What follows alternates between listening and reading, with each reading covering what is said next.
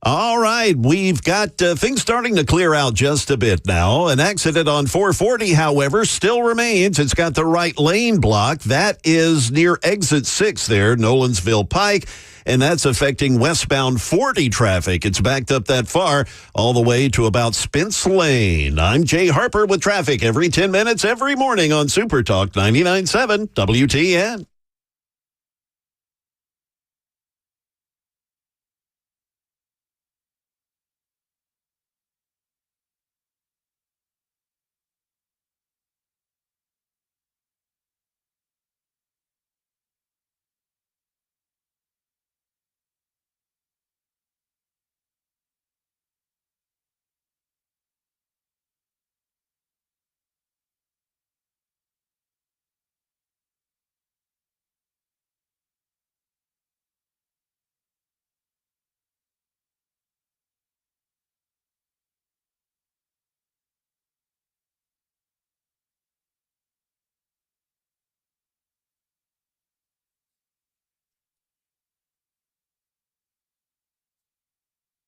They called him names. He won anyway. They impeached him twice on ridiculous pretenses. They fabricated a lot about what happened on January 6th in order to impeach him again. It didn't work. He came back. Then they indicted him. It didn't work. He became more popular. Then they indicted him 3 more times, and every single time his popularity rose. So if you begin with criticism, then you go to protest, then you go to impeachment, now you go to indictment, and none of them work. What's next? I mean, graph it out, man. We're speeding toward assassination. That was Tucker Carlson just a few months ago, and everybody said he was crazy. He was ridiculed for that clip, but yet here we are today, Monday, September 16th, days away, weeks away from an election, and we've had 2 assassination attempts on Donald J. Trump. 2. Unbelievable. The news breaking yesterday, Donald Trump, once again, the target of an assassin. Once again.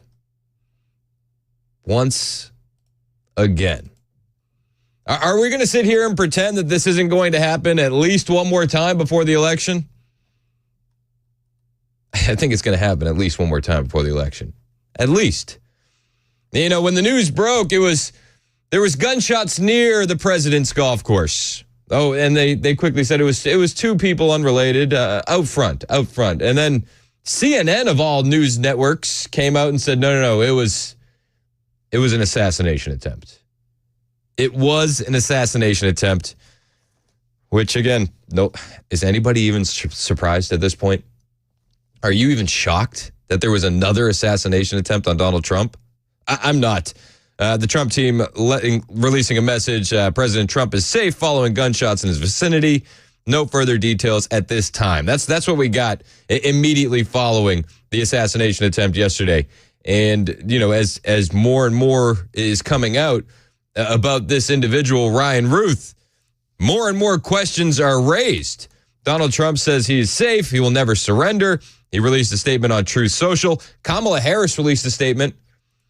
She actually released 2. She had to release 2. The second one was more of a clean it up statement.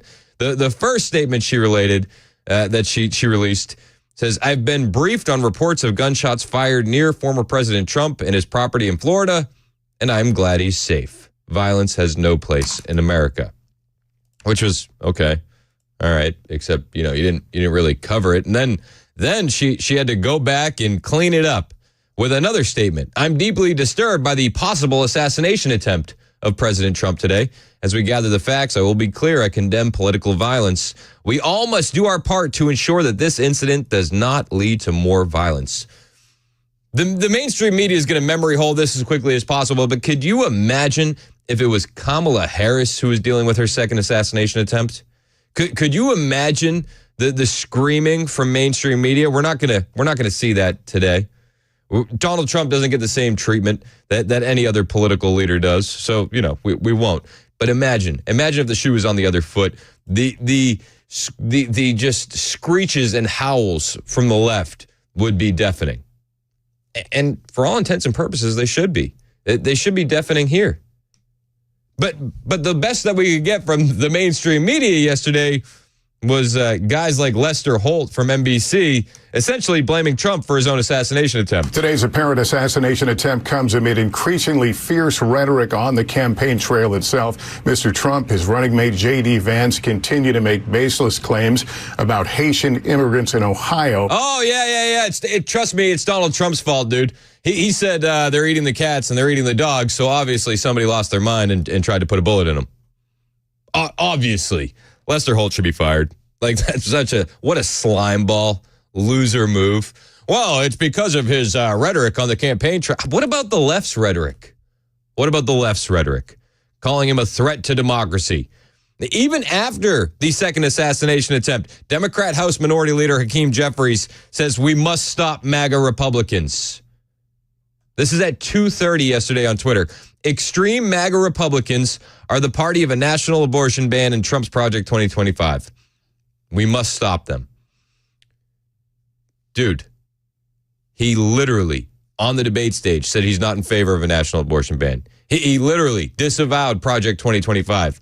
Oh, these extreme MAGA Republicans have to be stopped. This is after the assassination attempt went down. The Democrat House Minority Leader expressed these sentiments an hour after Trump's campaign announced that he was safe following gunfire transpiring in his vicinity. An hour later, we must stop MAGA Republicans. Again, we're dealing with an assassination attempt of Donald J. Trump. Unbelievable. So who is this individual?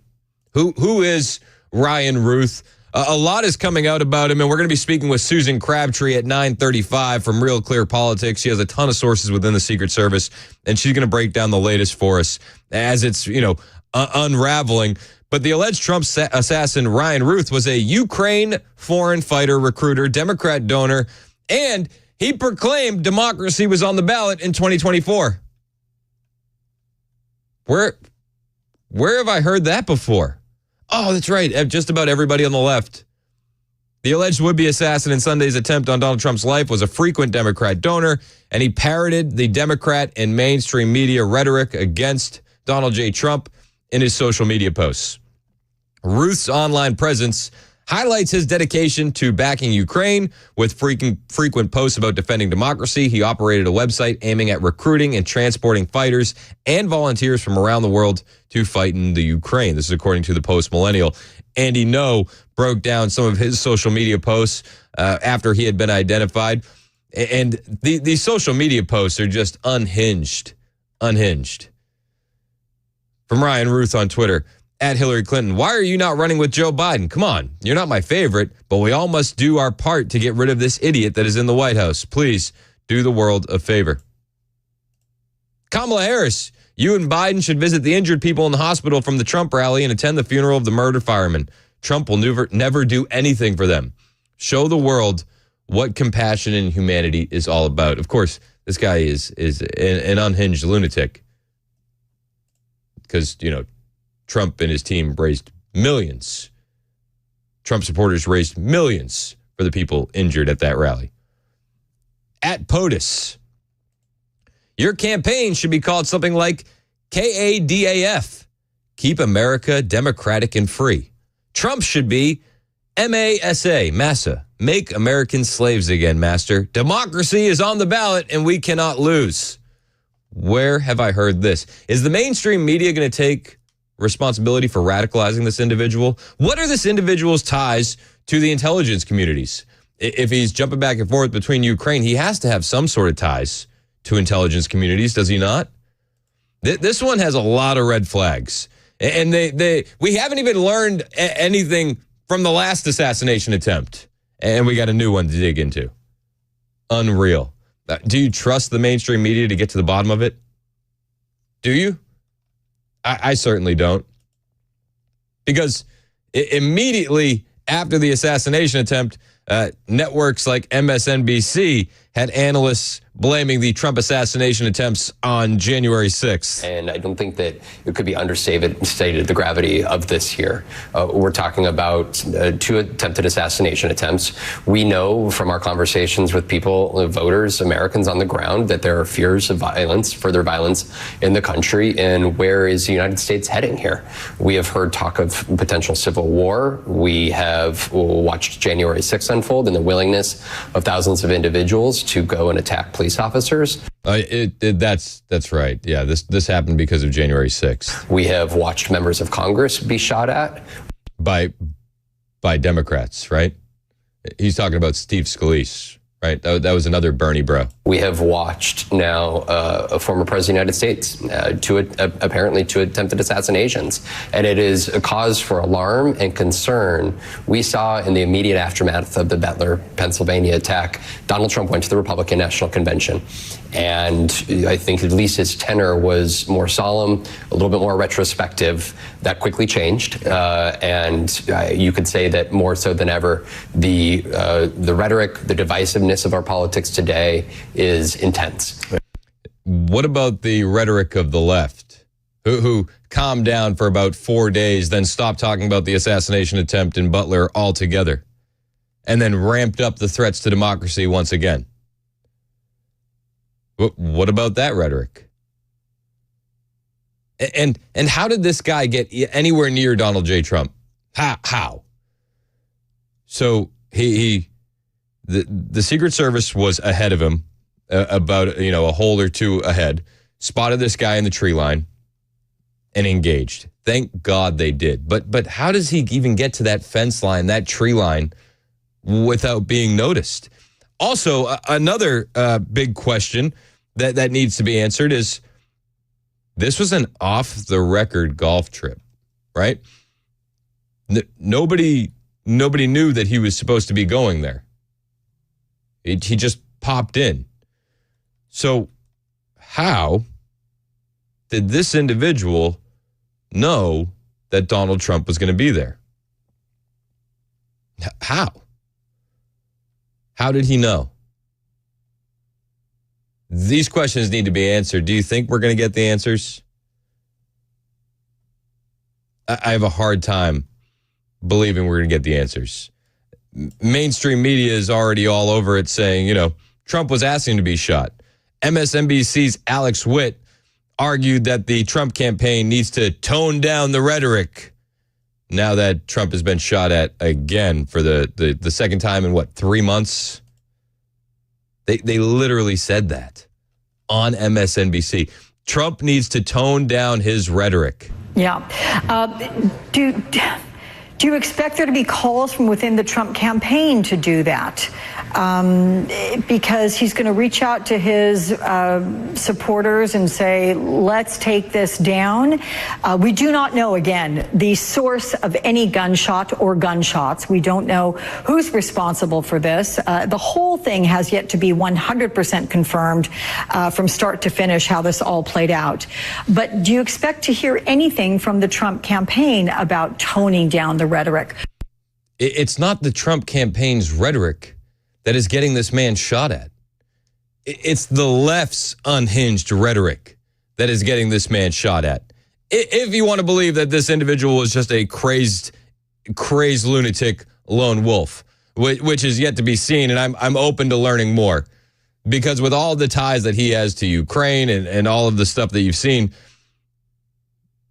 are we just supposed to believe that this was just another lone wolf? Honestly.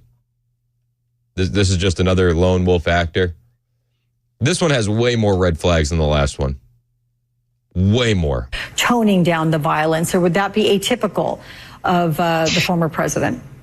Well, Alex, remember back to the assassination attempt on President Trump's life and how, there was talk of a new tone, and then the Republican convention was, by Trumpian standards, muted. And it did seem like he was, just trying to take it down a few notches. But then by the end of his convention speech, we were kind of back to where we started. Yeah, so we're back where we started. It has to be Donald Trump's fault, right? Of course it is. Orange man bad, says mainstream media. And how long do you think it'll be until they stop talking about this one altogether? I give it a week, tops. We still haven't learned anything about the Butler assassination attempt, and now we got a new one to deal with. Is anybody shocked? I'm not. Looking forward to talking with Susan Crabtree from Real Clear Politics. She's going to be joining the show at 9:35. She has a lot of sources within Secret Service, and she's generally regarded as one of the experts when it comes to the Secret Service. She was on Megyn Kelly's podcast last night in the immediate aftermath, and we're excited to have her join the show at 9:35. Right now, it's 9:21 on Super Talk 99.7 WTN. On the way, we got a lot more reaction and analysis on the assassination attempt, plus your reaction at 615-737-9986. My name is Chris Hand, and I got to tell you about Kingdom Fence Company. Let their fence tell the story of your land. I know the owner, Dave, from Kingdom Fence Company. Great guy, and you can trust him to do the work at your property no matter what you need. Chain link fence, privacy fence, vinyl fence, aluminum fence, dog fence, pool fence. They'll do it all. 615-390-5891. 615-390-5891. Kingdom Fence Company, LLC.com.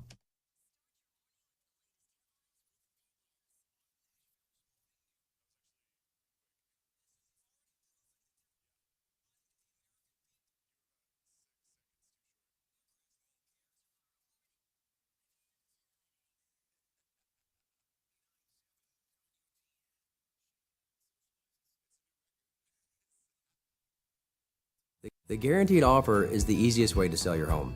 It's really simple. We bring you an all-cash offer. You close in as little as 21 days. No home inspections, no lockboxes, no open houses. Go to markspain.com to get a guaranteed offer and start packing.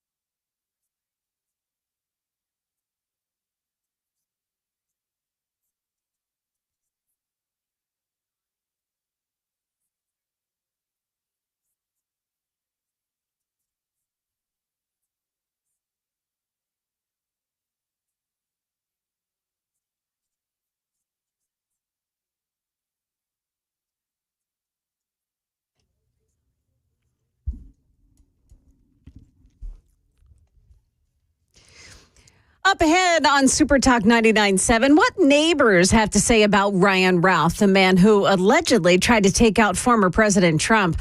Also, Routh is in court this morning. We'll bring you the latest there. Those stories coming up at 9:30 on Super Talk 99.7 WTN. Thank you, Joan Jones. It's 9:26 on Super Talk 99.7 WTN. My name is Chris Hand. At 9:35, Susan Crabtree from Real Clear Politics is going to be joining the show to break down the latest with the second assassination attempt of Donald J. Trump. Absolutely wild. Wild. Assassination 2, Electric Boogaloo. The son of the alleged would-be assassin, Ryan Wesley Routh, says his dad hates Trump, like all reasonable people, but he never owned a gun and wouldn't do anything bat bleep crazy. You know, bat bleep crazy, like getting a gun and going up to a fence line, hiding in the trees, and having ceramic tiles in his backpack, hanging on a fence in case he had to duck from return fire. Also, something I want to ask Susan Crabtree. There's 2 backpacks on the fence line, right? And we've seen the photos floating around. No bomb squad? No bomb squad opening up those backpacks? No fear that could have been IEDs or anything like that? Especially after what we saw with Thomas Crooks. He had a whole van wired to go. There's so many questions. How did they know he was going to be there? How did they know? This guy's ties to Ukraine, very, very questionable. I mean, there's videos of him floating around online trying to recruit people to go fight in Ukraine. Now, we understand that the Vote Blue No Matter Who crowd are very pro-Ukraine. Very pro. Donald Trump just wants to end the war. And some media outlets are saying, well, because Donald Trump didn't say on the debate stage that he thought Ukraine deserved to win the war, essentially, that's why he had another assassination attempt. It's crazy, man. Crazy. But the son of Ryan Routh saying, my dad would never do anything bat bleep crazy. Really? I mean, all the videos I've seen of your dad and all the Twitter posts I've seen of your dad actually scream like somebody who would do something bat bleep crazy. And I don't know. It raises a lot of questions. Was he a lone wolf, or was he the perfect guy for somebody in a shadowy organization to give him a little nudge in the right direction? I'm just asking questions. I don't know anything for sure. But the son of Ryan Routh said his father hates Trump, as every reasonable person does. The son also added, I don't like Trump either. But he said his dad is not a violent person and couldn't believe his father would target the president. He's my dad and all, and he's had a couple traffic tickets, as far as I know. That's crazy. I know my dad, love my dad, but that's nothing like him. Well, it was him, bud. It was him. And luckily, there was an eyewitness there on the scene that saw him jump into his vehicle and flee. Otherwise, this guy could have got away. He seemed very, very organized, did he not? To know exactly where the president was going to be during an off-the-record golf trip, to know exactly an escape route to be able to get away and then into another county before he's even apprehended. Seemed very, very buttoned up. We're going to ask Susan Crabtree from Real Clear Politics about this story next on Super Talk 99.7 WTN.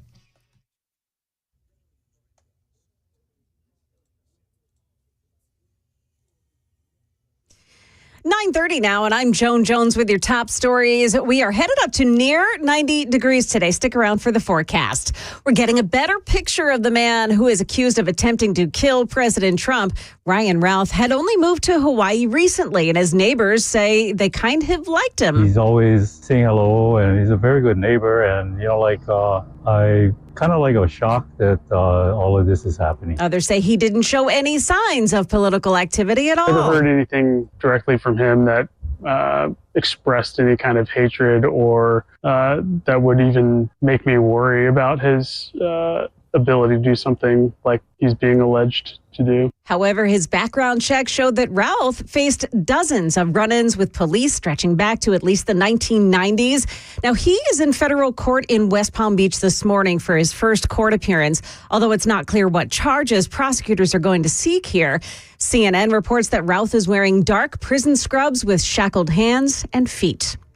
Mediation efforts begin tomorrow after 33,000 Boeing workers hit the picket line, and ABC's Clara McMichael says the union is demanding that the company give employees back the concessions they agreed to in the last contract. Union members wanted a 40% raise over 3 years. The contract they were offered would have given them 25% over 4 years. And they want their pensions back. They lost those in 2014 in a deal with Boeing to keep jobs in Washington state. The contract they were offered this time around also took away yearly bonuses and offered them instead a one-time ratification bonus of $3,000. That strike started last week. It's costing the company over $100 million a day. That's the latest news. We've got weather next. Joan Jones, WTN News. Hey, what's up, guys? This is Matt Murphy for Members Nutrition. I want to tell you about the Members Nutrition difference, and I want to encourage you to go over to the Members Nutrition website. Number one, they believe at Members Nutrition that they can sell vitamins and supplements at a lower cost point, and they're doing it every single day at membersnutrition.com. Number two, they want to make these products right here in the United States of America, not from some overseas company, and they do that every single day. I encourage you to go to membersnutrition.com. You'll get 50% off your purchase price at checkout. You don't have to put in any codes. Just go to membersnutrition.com. Once again, membersnutrition.com.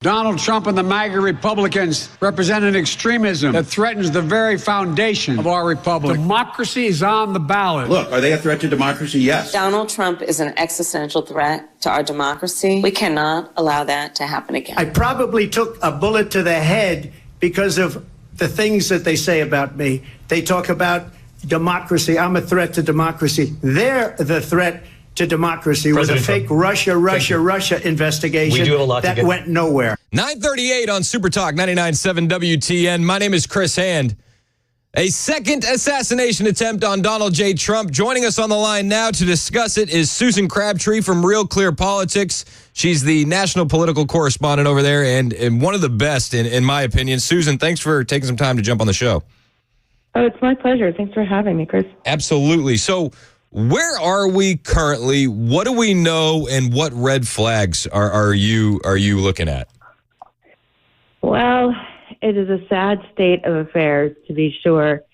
We're dealing with this second real assassination attempt. At first, I thought it was just crime in the local area, as the New York Post was reporting, but no, we had to go down that whole, basically another emotional experience yesterday. I think that we're dealing with similar, thank goodness that the Secret Service responded more aggressively in this situation. We still have perimeter problems that we need to discuss, and I wrote a story today saying has to be a reckoning between the Donald Trump detail, that's the Secret Service agents that are assigned to protect him exclusively, and his campaign, to say, what are we prepared to do? Do we want to do these what are called OTR events, like golf? And do you want to treat it like an OTR? Or do you want to plan full-scale security? Because the OTR events are things that are not on their schedule, and the Secret Service sort of has to. It's like a pickup team, not really like a pickup team. It's still his detail that work together, but you have to go with the flow, and you kind of improvise as you go along. And the sources I talked to yesterday said that's not a great system. They do not, when they do, but I also needed to ask I asked the Secret Service last night, the big question on my mind is, so what level of security is Donald Trump at right now? Is he at a sitting president? Because he's obviously the one that's facing the most threats, and the Secret Service always says they're threat-based.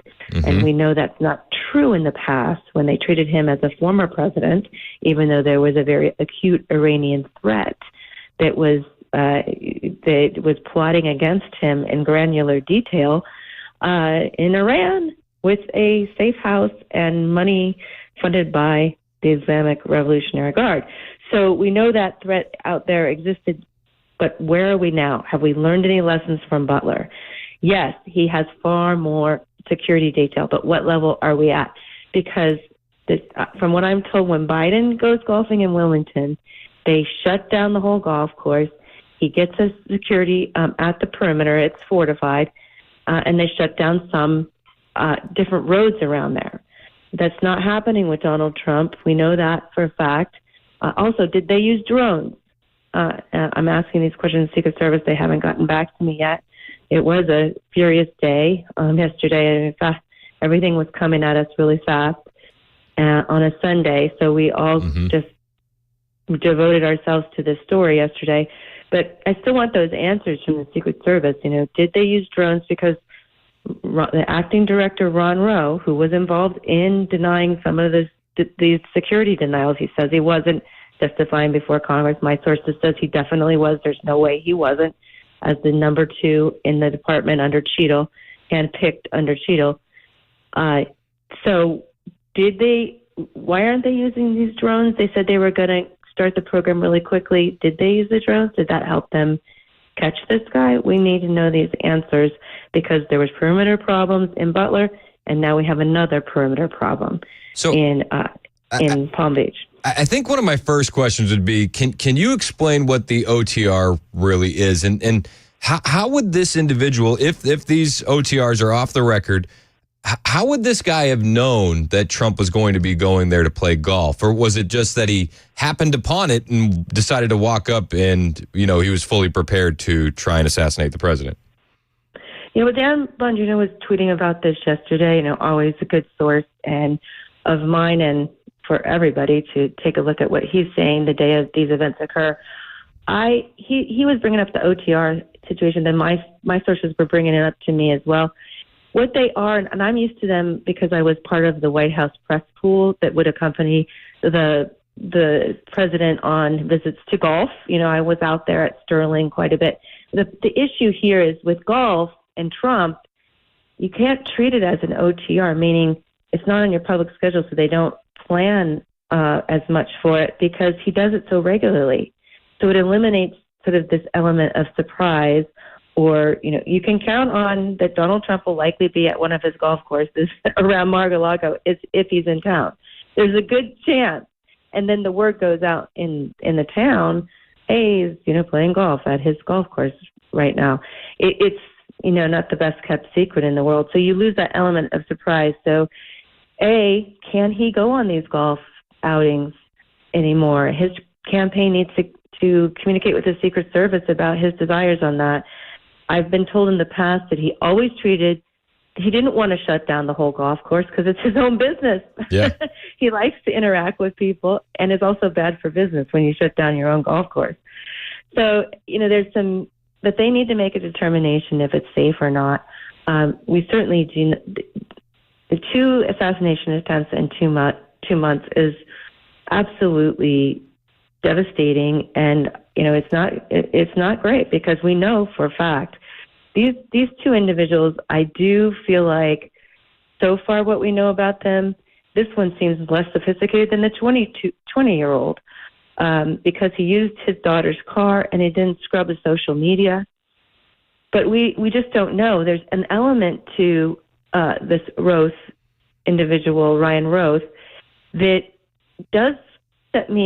gives me some unease. He was very devoted to trying to kind of this bizarre thing he was involved in with Ukraine. Mm-hmm. He was wanting to get, to save Ukraine. He had some kind of delusions of grandeur that he was going to be grandiosity. He was going to play a huge role in saving Ukraine, which seems very odd to me.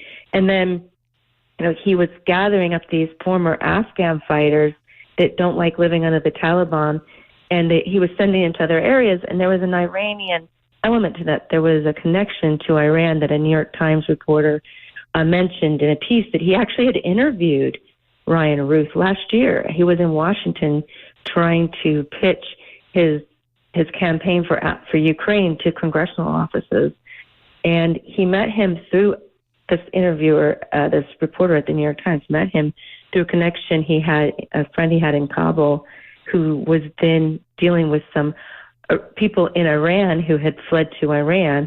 I mean, there's a lot of international elements to Ruth that I find concerning. They're red flags, considering that, a source sent me last night. We know that the Iranians mean business when it comes to Donald Trump. The man that was the FBI arrested the day before Butler was Pakistani, with ties to Iran, had just been in Iran in an Iranian safe house, plotting in granular detail an assassination plot against Donald Trump to the point where they were talking about rifle versus pistol, indoor rally versus outdoor rally, how many assets the Secret Service had on him.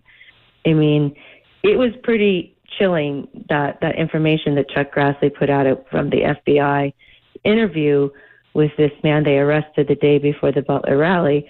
And we also know, there's videos out there that the Ayatollah Khomeini posted on his website, saying, we are going to go after you. And there's one even that was an animated version of an assassination attempt against Donald Trump when he was playing golf. So just to circle back to the OTR, you don't find it surprising that he knew Donald Trump was going to be playing golf just because of the way the city's laid out and kind of, everybody kind of knows when he's playing golf? The chances of him playing golf on the weekend are too high for them to treat it as an OTR anymore with these assassination attempts, because it's pretty predictable that he's going to be there. So, or if he's in Bedminster, that's what I truly believe. He used to treat OTRs, he used to go out to Sterling, Virginia, where he had another golf course, one of his golf courses, and I used to go with him in the pool, press pool. We got to sit outside. We never even got to see the clubhouse. But yeah, he went there regularly, and he always treated it as an OTR when he was president. But when you do that enough, you can't treat it as an OTR anymore because you need more security. And from what I understand, the President Biden has fortified, perimeter when he golfs.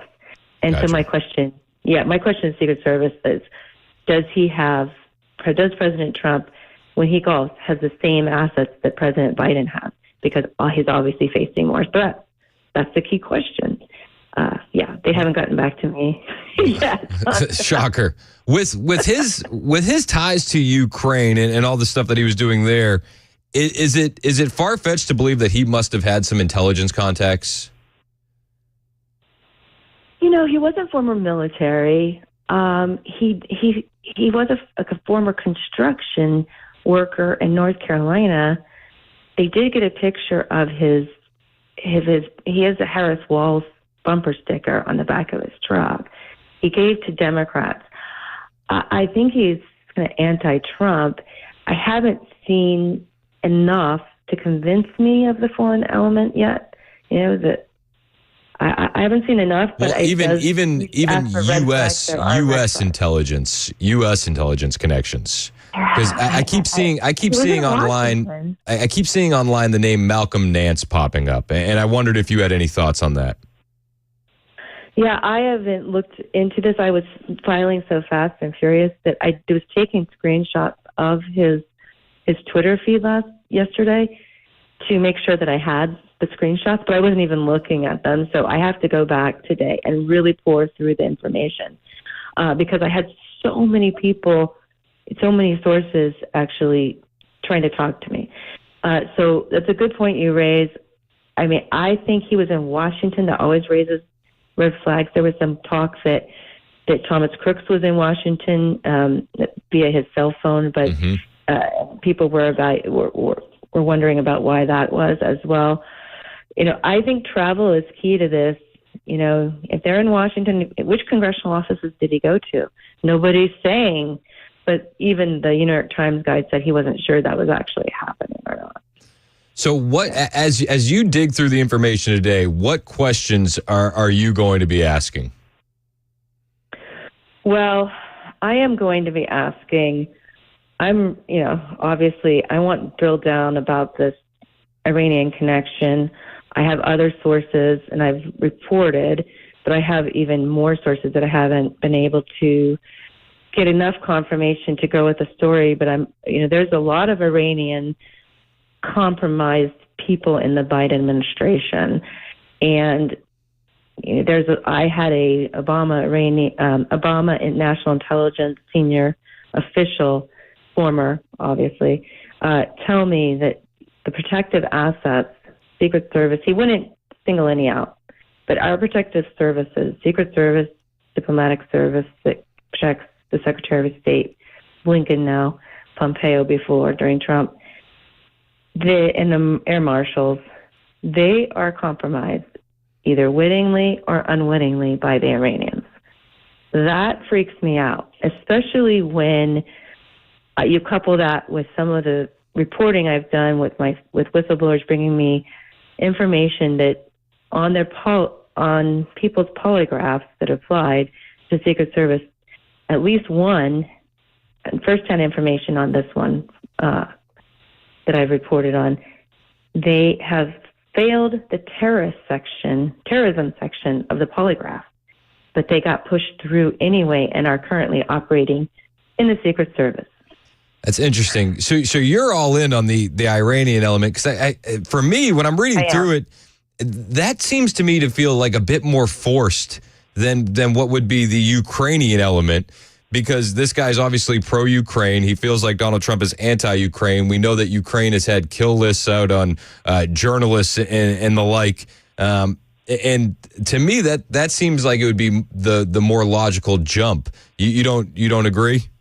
This person, I don't know about Ukraine and kill lists. I do. To me, he's so pro-Ukraine. Why would Ukraine then want to kill him? I don't get that.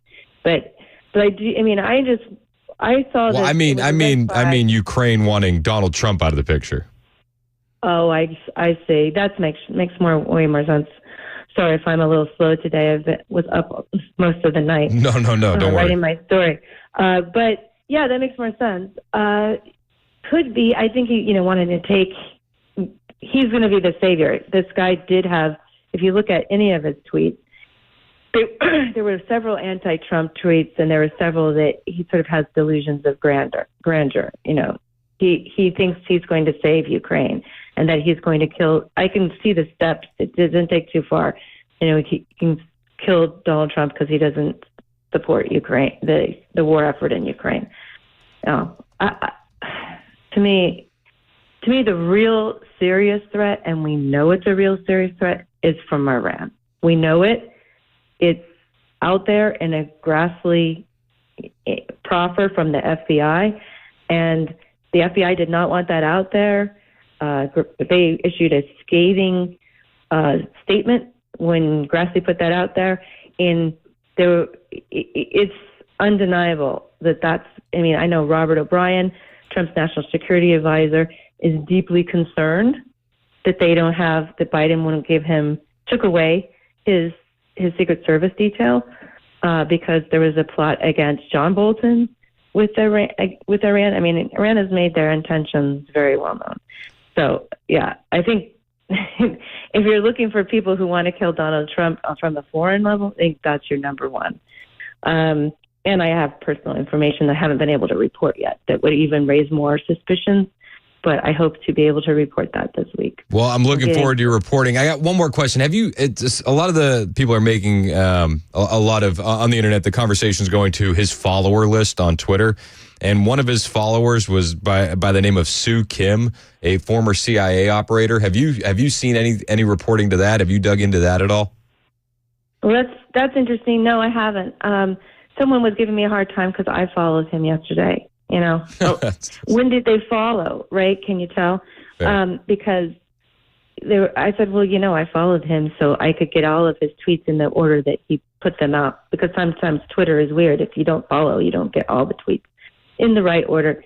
So, who knows? Maybe she decided, she was looking into it. I don't know. That's a good, I like that angle. I will check into it. Please do. And what about both shooters being in BlackRock commercials? Have you heard that as well? No, I heard he was in some kind of Nazi-oriented Azov battalion. Azov. I saw that one. And yeah, he's in the commercial. I mean, unless somebody manufactured it overnight, Very, very well could be. There's all kinds of disinformation out there. I'm not saying it's Russia disinformation. I think there's far more Iranian disinformation.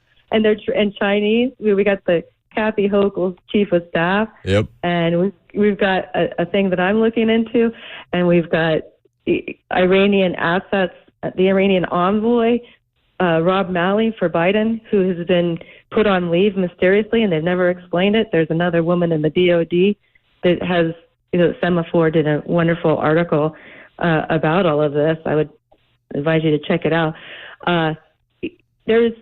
Our government is infiltrated by Chinese and Iranian assets. There's no doubt about it. It's insane. It's insane. Susan Crabtree of Real Clear Politics. I really appreciate you taking some time to break this down with us, and I'm looking forward to your reporting as always. Where can we find you, Susan? You can find me at Susan Crabtree on X.com and at Real Clear Politics under the writers section. You click on my name and you get all my stories. Perfect. And when are you going to have a story out today? I had a story out this morning. Perfect. We'll share that on our socials as well. Susan Crabtree of Real Clear Politics at Susan Crabtree on X. I appreciate you taking some time to talk with us, Susan. Absolutely. My pleasure. Thanks so much for your interest. Yes, ma'am. Have a great day. It is 9:57 on Super Talk 99.7 WTN.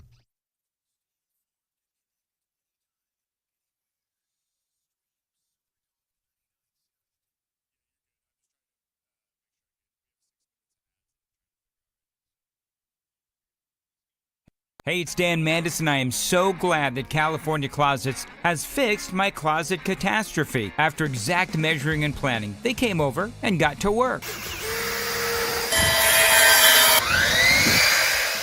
Yeah, once it was all plotted out on their 3D CAD system, the pieces are measured, cut, and precisely installed into my space. It was clean, fast, and professional, and above all, my new closets look and function great. Now, this was my dormer, and now this is my new dormer thanks to California Closets. Look at all of this added space for shirts and shoes, you name it, and it is cut so precisely, simply amazing. And my old closet that has now been reborn as the ultimate in style and functionability, making the best use of the space that I had. They can work on just about anything: bedrooms, garages, home offices, closets, pantries, and so much more. Find them online, CaliforniaClosets.com, and see what they can do for you. You can schedule a free design consultation. Mention my name, CaliforniaClosets.com.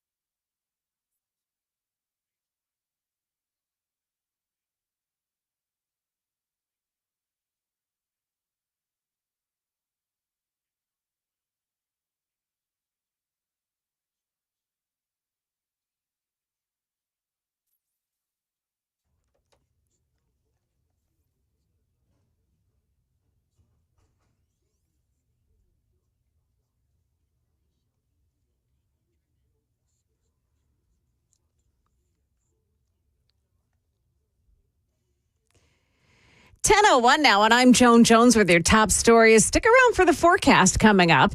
If you ask a former Secret Service agent if the response to an assassination threat against former President Trump was appropriate yesterday, he'll tell you yes. Because of the Secret Service advance process, it is highly unusual for the Secret Service to open fire on somebody. It's traditionally only when they see an active threat towards the protectee, which, according to the reporting, is what we have here. That's former agent Don Mihalik there. But Tennessee Congressman Tim Burchett tells Fox News. But why in the world would anybody be anywhere near the perimeter of this? This line of sight that we talk about is just beyond me. So we've got to get some answers. I don't think we're going to get them during this administration. And by the way, we have learned that security is being beefed up, but not for Donald Trump. Here's ABC's Mary Bruce. Well, almost immediately after the suspect's arrest, the White House said that President Biden and Vice President Harris had been briefed on this incident, saying they were both relieved to know that Donald Trump is safe. Security here at the White House and at the vice president's residence where she was staying over the weekend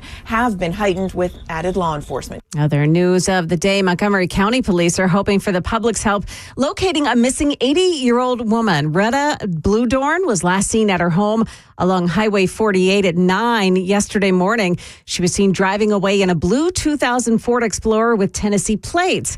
Police say she has shown signs of dementia, and they ask anyone with information to call 911. And happiness, hard to come by in the volunteer state, according to a new study. Wallet Hub out with its happiest states in America rankings, proving that where you live may have an impact on how happy you are. Well, Tennessee ranked all the way down at 47th on the list, beating out only West Virginia, Arkansas, and Louisiana. The study looked at emotional and physical well-being, work environment and community, and also the environment. Hawaii was the #1 state for happiness. That's the latest news. Weather's next. I'm Joan Jones, WTN News. The guaranteed offer is the easiest way to sell your home. It's really simple. We bring you an all-cash offer. You close in as little as 21 days. No home inspections, no lock boxes, no open houses. Go to markspain.com to get a guaranteed offer and start packing.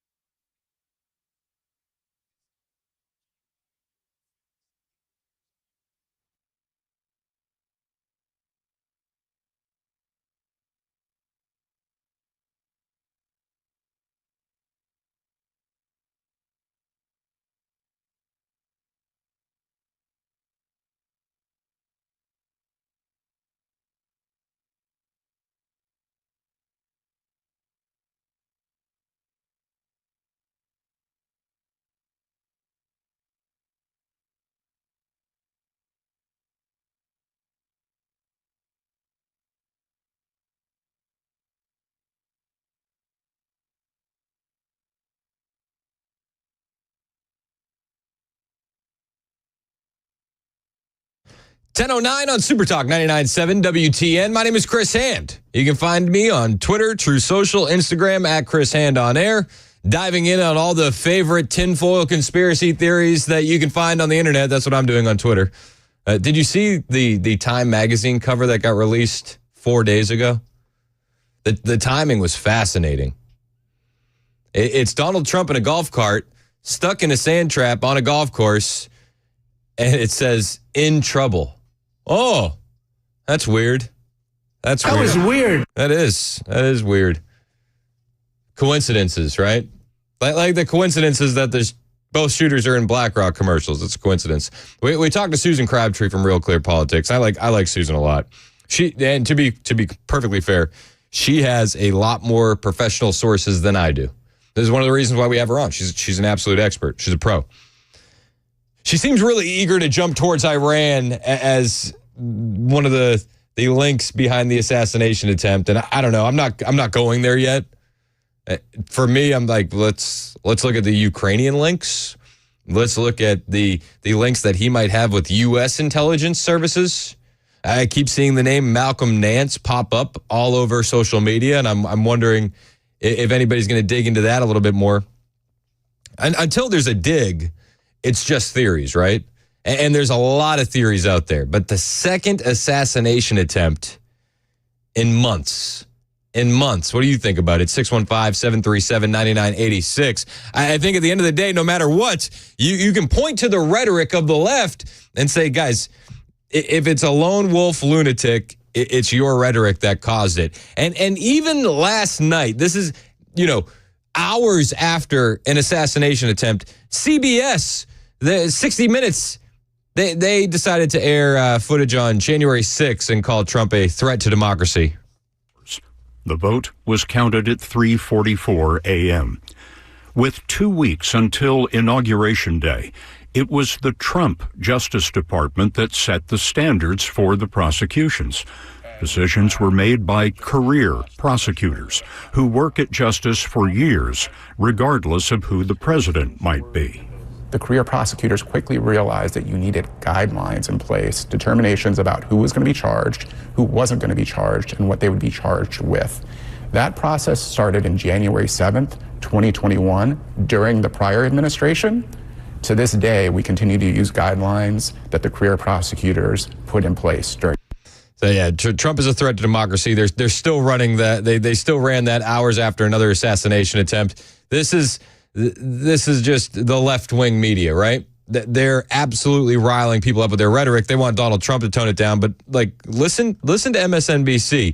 These clips are all from one show. A Twitter account by the name of Maze Moore put this out, compiled these clips, and they do this to Trump every single day, and then they tell him he should tone down the rhetoric because it's getting him shot at. Seriously. It's not just that Donald Trump poses a threat to democracy. It's that Donald Trump only cares about himself. This is a populist looking to serve his own interests and harm other people and dismantle our democracy and make it just about himself. This is a guy who's doing it on behalf of Putin. Do you think Trump cares about any of his supporters? I think he's only ever cared about himself. He's still a greasy pig. He's still a greasy pig. He said that a hallmark of strongman leaders is they don't care about their followers. Loathes Donald Trump. Things like a lunatic and a criminal, someone corrupt who's bankrupted people. That the goal for all of us to save our republic has to be to keep Donald Trump far away, make sure he never gets anywhere near the Oval Office again. The threat that Donald Trump is to this nation. There's 3 minutes of this kind of rhetoric on MSNBC, and it's run at 2 times speed. This could last an entire segment. The hate that they spread on Donald Trump. The election is going to be about democracy and freedom versus dictatorship and authoritarianism. Do we want to remain a democracy, or do we want to take this hard turn into an autocracy and taking direct aim at our democracy? There are autocratic-leaning remarks he has made in recent weeks and months, such as ones that echo Hitler. Extreme measures taken to fundamentally change the course of the country, or we're all going to die. He's Hitler. He's Hitler. He's got to tone down the rhetoric because it's getting him shot at, right? Threat of a second Trump term. America becoming a threat, which is what it becomes, a threat to the world order if Trump is reelected, is a known, to quote Don Rumsfeld. America can survive one Trump term. It won't won't survive a second. It was a primary, didn't work out to oust Donald Trump. There was a chance for leaders like Mitch McConnell to literally have Donald Trump barred from ever holding federal office again. They didn't do it. The Republican Party will not save us here. We cannot wait for the Republican Party to wake up. Nothing is going to happen inside the Republican Party other than efforts to get Donald Trump what he wants, which is to get rid of our form of government. The only way the country gets saved. He's literally Hitler, guys. Republicans. Our project of the Republican Party is to install a strongman form of government in the United States and get rid of democracy. And that is the project of electing Donald Trump. What we've learned from history is that no, there isn't a magic bullet. The courts don't save you. No individual institution saves you. All that stuff. Hitler in 1933 was talking about his... Trump has to tone down the rhetoric, right? It's Trump that has to tone down the rhetoric. To give up their own democracy and to be ready for a fascist takeover. Haunting. And that's what... It's haunting, she says.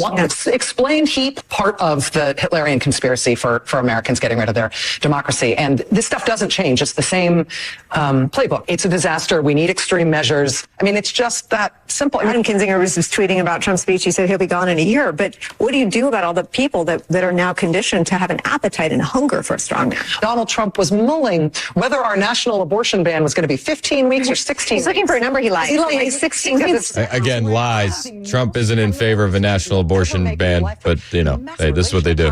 Massive consequences, intergenerational consequences for your family, huge economic consequences. The basic freedoms of your life should be decided by Donald Trump deciding which number he thinks looks prettier when it's embroidered on a hat. That's the left-wing media on Donald Trump. That's just one show. One show. It's unbelievable. But Trump needs to tone down the rhetoric because it's getting him shot at, right? Now, there's two theories, right? Either this guy's connected or this guy's a lone wolf. I don't know which is true. Nobody does at this point. Nobody does. But they're going to try to memory hole this, just like they tried to memory hole Butler, Pennsylvania. And I would add, they successfully memory holed Butler, Pennsylvania. I mean, even at the debate the other night, not one question about the assassination attempt. Not one. Didn't come up. Not newsworthy. They'll try to memory hold this one as well. Crazy, though. Crazy. Ron in Lebanon, your thoughts on the second assassination attempt of Donald J. Trump? Hey, good morning, guys. So, kind of don't want to go too far down a rabbit hole, but with this being the second and possible ties to Iran from the guest that you had on, and even possibly Ukraine, if they were to find out that this is linked to Iran, or God forbid, down the line he is assassinated and Iran's behind it or Ukraine's behind it, and we all know why World War I started with the assassination of Franz Ferdinand. Is this something that you think would go to war over, or do you think it's something that the Democrats would spin as, you know, an evil person got? I mean, if they killed Donald Trump and then they pinned it on Iran, I definitely could see war in the future. I mean, luckily, Secret Service was there, and that didn't happen. I think the jumps to Iran are for me, it just feels like a bridge too far, and I could be wrong. You know, I don't have the sources that Susan Crabtree has, but I feel like we need to be looking into the Ukraine connection and whether or not this guy's had ties to American intelligence agencies before we go down the rabbit hole of Iran. I could be wrong, but that's where my gut goes. Amy in College Grove, your thoughts on the second assassination attempt on Donald J. Trump? Yes, sir. I don't think a lot of people are surprised about this. I think we anticipated it. You know, I think security is weak. And I just think they're so afraid of him. And I think more involved than just these lone shooters. That's my thought on it. I can't imagine how it could happen the first time, but then a second time. So I fear for him every single day. They're afraid of God. This world is going to hell in a handbasket, and it's scary. You know, I don't even know what to say, but I really don't think a lot of people are surprised that this happened again. No, I don't think anybody's surprised that this has happened again. But I mean, at the end of the day, and I think that you're on point. You know, there's definitely something spiritual going on here, right? Like, I think it's hard to get away from that. But we got 2 impeachments, 4 indictments, 2 assassination attempts, and Trump is still standing. So, yes, sir. I do believe in divine intervention. I think we're witnessing it in real time. And I think that they're not going to be able to stop this guy. I don't think that they're going to be able to stop him. I think they're going to keep trying, but I don't think they're going to be able to stop him. Absolutely. So I think we just have to pray harder, and, God has a plan for all of us, and, just pray for this country. So absolutely. And his safety, and our safety. But I appreciate you and all the information you share, and you have a wonderful day. Thank you, Amy. I appreciate you too. God bless. Let's go to Jeff in Gallatin on the second assassination attempt of Donald J. Trump. What's up, Jeff? Good morning, sir. Hey, so real quick, I'm not ready to go down any of these rabbit holes either. My question to you is this, and I'd love to hear your opinion. So some of the information that they've released earlier was that this guy was, I guess, back in early 2000s, he had been in a standoff with police, locked in his office for 3-4 hours. So, first of all, tell me how somebody like that gets out and has the rights to purchase an AK-47. I mean, that alone doesn't make him mentally disabled or anything like that. But come on, man, you got to be crazy. How does this crap keep happening? That's my question. I mean, and all this stuff, everything's starting to swirl, and it's just starting to look like, hey, they're out to get our guy, and they're not going to stop at anything, and they don't care who finds out. Yeah, I mean, I've heard some of the background on his criminal history. I haven't seen any of it confirmed anywhere, but I've heard that same standoff story that you're talking about online from different accounts. I haven't seen it corroborated anywhere officially. But the question is, how if that's true, how could he get the firearm? It's like, well, criminals obey gun laws, right? So sure, I get the whole gist of it, and I know, when they outlaw guns, only outlaws are going to have guns. But still, come on, I love firearms. I love owning weapons. I own multiple weapons, and I've obtained them all legal. Yep. I love shooting them out on the weekends.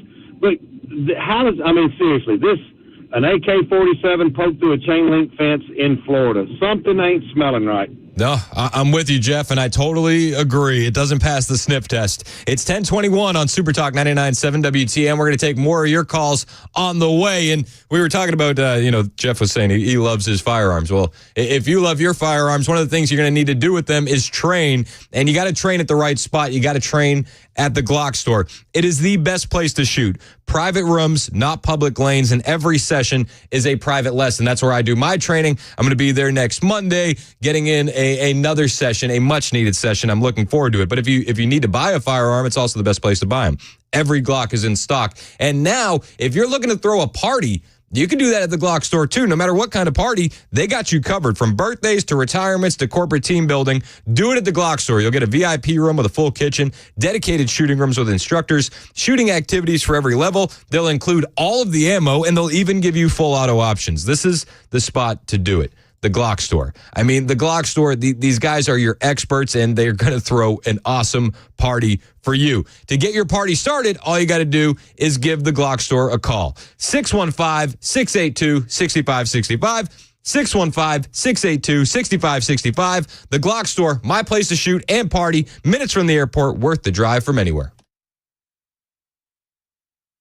Hey, what's up, guys? This is Matt Murphy for Members Nutrition. I want to tell you about the Members Nutrition difference, and I want to encourage you to go over to the Members Nutrition website. Number one, they believe at Members Nutrition that they can sell vitamins and supplements at a lower cost point, and they're doing it every single day at membersnutrition.com. Number two, they want to make these products right here in the United States of America, not from some overseas company, and they do that every single day. I encourage you to go to membersnutrition.com. You'll get 50% off your purchase price at checkout. You don't have to put in any codes. Just go to membersnutrition.com. Once again, membersnutrition.com.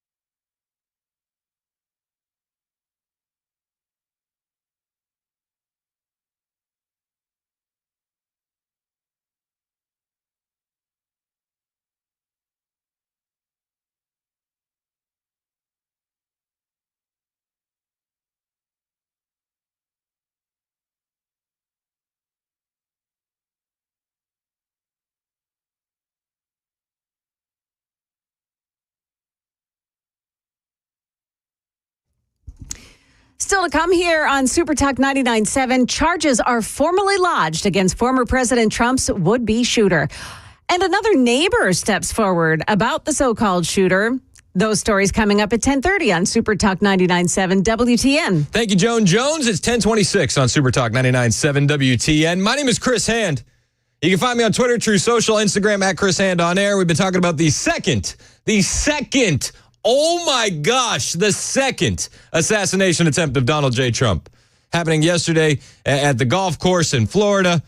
The guy was in the tree lines, a couple backpacks, some ceramics in there. That way, in case he had to duck behind them and not get shot. He had a GoPro to film it, too. He seemed to have an escape route planned and ready to go. Luckily, there was an eyewitness there that saw him jump into a vehicle, ID'd the guy, and he was able to be caught. But lots of questions. We talked to Susan Crabtree from Real Clear Politics a little while ago, about an hour ago, and she says, she's looking into the Iran connection, to which I said, I feel like that's a little bit forced. I'd rather look into his connections with, American intelligence and Ukrainians. I think that would make a lot more sense. Joe Biden is on record now, speaking on the second assassination attempt of Donald J. Trump. This is what he had to say. Thank God the president's okay. I think we got a full report so far. We're down there tonight. But one thing I want to make clear, the service needs more help. And I think the Congress should respond to their needs if they, in fact, need more services. So that's what we're going to be talking about. Are you concerned more money or they need more personnel? They need more money? What kind of help do you think? I think we need some more personnel. I think they're deciding whether they need more personnel or not. Are you And Joe Biden walks away. They need more help. They need more personnel. So it feels like an understatement, does it not? It feels like an absolute understatement. Andrew in Mount Juliet, your thoughts on the second attempted assassination of Donald J. Trump? Hey, Chris, good morning. I'm looking at the common thread theme here for the last shootings that's been going all the way back to Nashville. And if I'm not mistaken, just about all of these shooters have the LGBTQ moniker attached to them, even going back to Georgia. So I thought the mantra and the theme was that the hard right is the threat to democracy. And it looks like to me that it's the hard left that's doing all these shootings. Well, I mean, I agree. I agree it's the hard left. With this guy, though, with Ryan Routh, he had a son. I don't know if I would say that he was LGBTQIA 2+S spirit animals and stuff. Like, I wouldn't go that route with him. His son is speaking out saying, my dad hates Trump like every reasonable person does, but he would never do anything bat bleep crazy. So I wouldn't necessarily say that this is another LGBTQ kind of thing, but just me. And if this guy is a lone wolf nut, I think that the mainstream media has a lot of responsibility that they need to own up to, a lot. But I think we need to look into his connections. You don't just go to Ukraine and recruit Afghanistan soldiers to come fight there without knowing a guy that at least knows a guy, right? There's a lot that needs to come out of this. I'm looking forward to seeing what happens with these interviews with the FBI. Will we ever get the real story? I don't know. We haven't heard really anything out of Butler, Pennsylvania. Listen, we'll take more of your calls on the way. Plus, one guy went on CNN and actually blamed them to their face for their rhetoric that led to this. We'll do that next. It's 10:30 on Super Talk 99.7 WTN.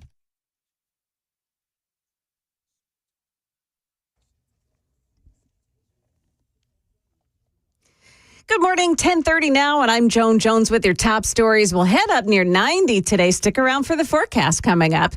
After the latest attempt on Donald Trump's life, Palm Beach County Sheriff made a point of noting that Trump's Secret Service protection is not what it was when he was the sitting president. But that may change. Both President Biden and this morning House Speaker Mike Johnson suggesting the U.S. Secret Service may need and should get additional resources to help keep the former president safe. That's ABC's Garrett Haig. Now, Ralph made his first appearance in federal court in West Palm Beach this morning. CNN reports that Ralph wore dark prison scrubs with shackled hands and feet. He was charged with 2 firearm counts, possession of a firearm while a convicted felon, and possession of a firearm with an obliterated serial number. 2 more hearings are set for the next couple of weeks. And new this morning, a woman who lived next door to Ralph in Greensboro, North Carolina, said neighbors were afraid of him. The woman spoke to Fox 8 in Greensboro on the condition of anonymity. She said she lived next door to him for 2 decades and had seen his collection of guns. The neighbor described Ralph as unusual, but she said she could never have expected him to be involved in an assassination attempt. And a downtown bridge was shut down early this morning after a man was found sitting on the arch high above the Cumberland River. Officers tried coaxing the shirtless man down from his perch on the south side of the Korean Veterans Bridge, but he managed to walk over the arch and down onto the east side. After a brief chase, he was captured and that bridge reopened. That's the latest news. Weather's coming up. I'm Joan Jones, WTN News. Hey, it's Dan Mandis, and I am so glad that California Closets has fixed my closet catastrophe. After exact measuring and planning, they came over and got to work. Yeah, once it was all plotted out on their 3D CAD system, the pieces are measured, cut, and precisely installed into my space. It was clean, fast, and professional, and above all, my new closets look and function great. Now, this was my dormer, and now this is my new dormer thanks to California Closets. Look at all of this added space for shirts and shoes, you name it, and it is cut so precisely, simply amazing. And my old closet that has now been reborn as the ultimate in style and functionality, making the best use of the space that I had. They can work on just about anything: bedrooms, garages, home offices, closets, pantries, and so much more. Find them online, CaliforniaClosets.com, and see what they can do for you. You can schedule a free design consultation. Mention my name, CaliforniaClosets.com.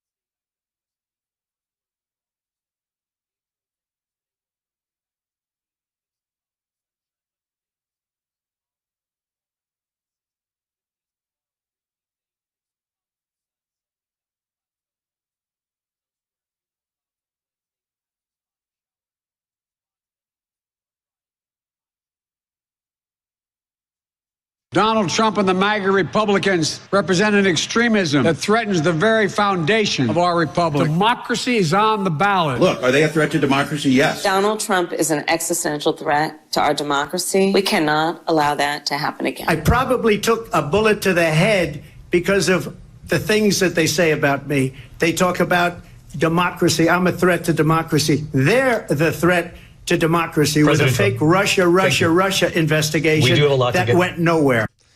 1037 on Super Talk 99.7 WTN. My name is Chris Hand. We are covering the aftermath of the second assassination attempt of Donald J. Trump. You know, they'll blame him for his rhetoric. Oh, it was his rhetoric that almost got him shot. Literally. Lester Holt literally went on NBC last night. Literally. And blamed Donald Trump's rhetoric for the assassination attempt. It blew my mind. Lester Holt should be fired.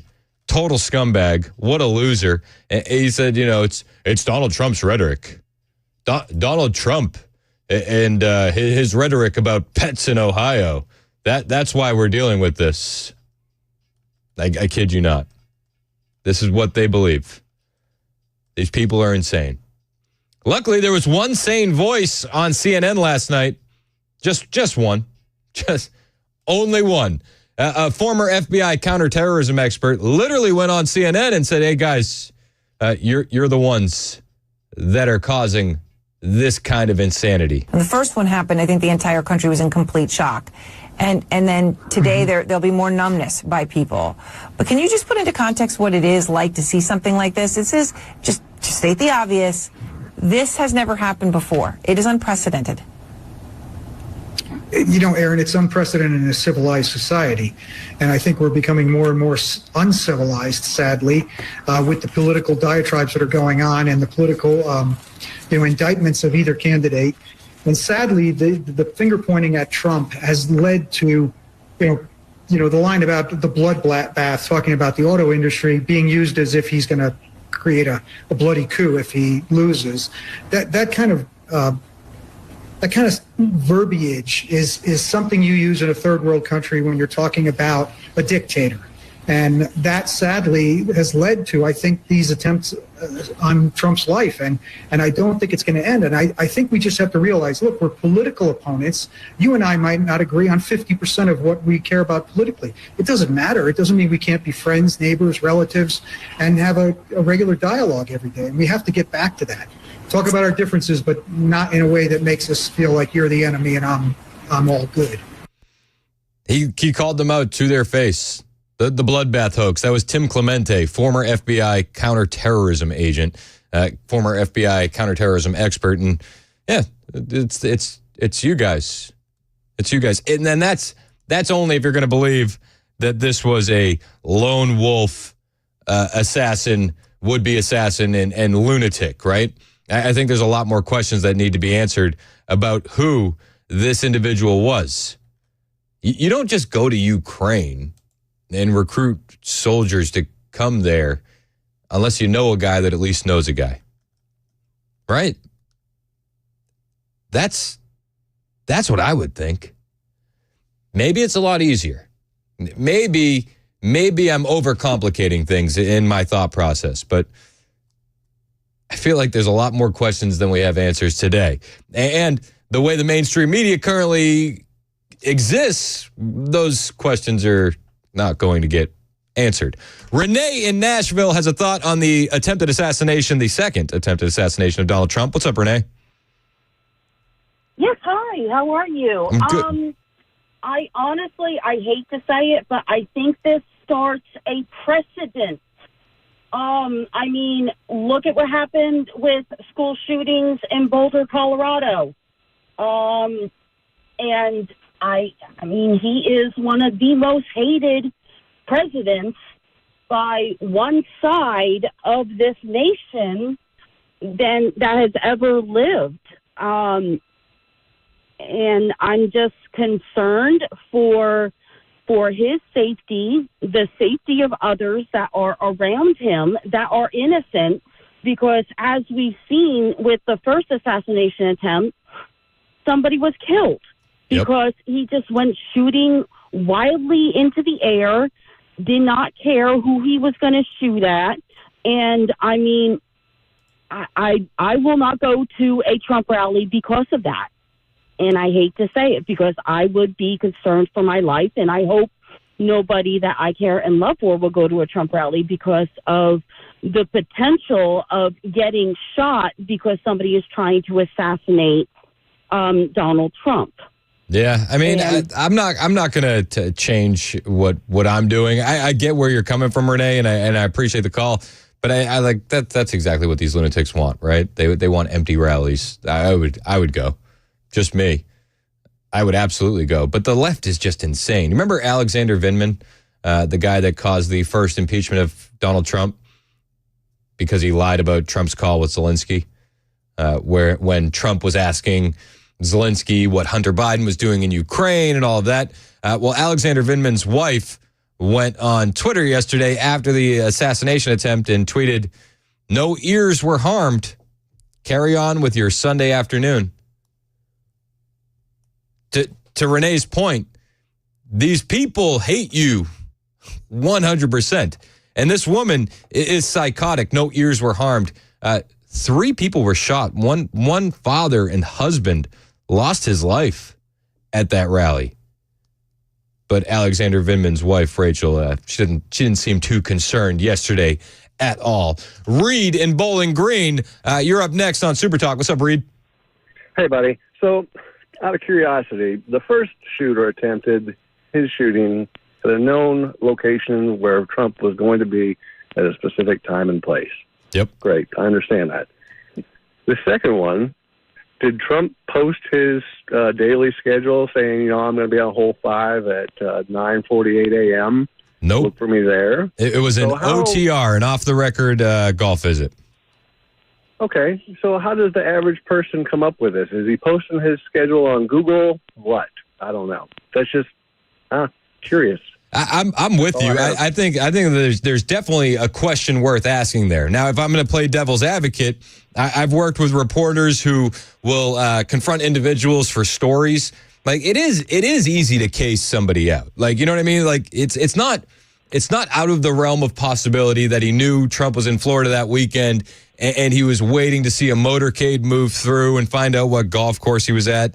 Just playing devil's advocate, that's not outside the realm of possibility, but I definitely think it's a question that we need to ask. How did he know he was going to be there? How? Yeah. And the answer could very well be, well, he saw the motorcade and he had been casing out that golf course for 6 weeks, waiting for the weekend he showed up.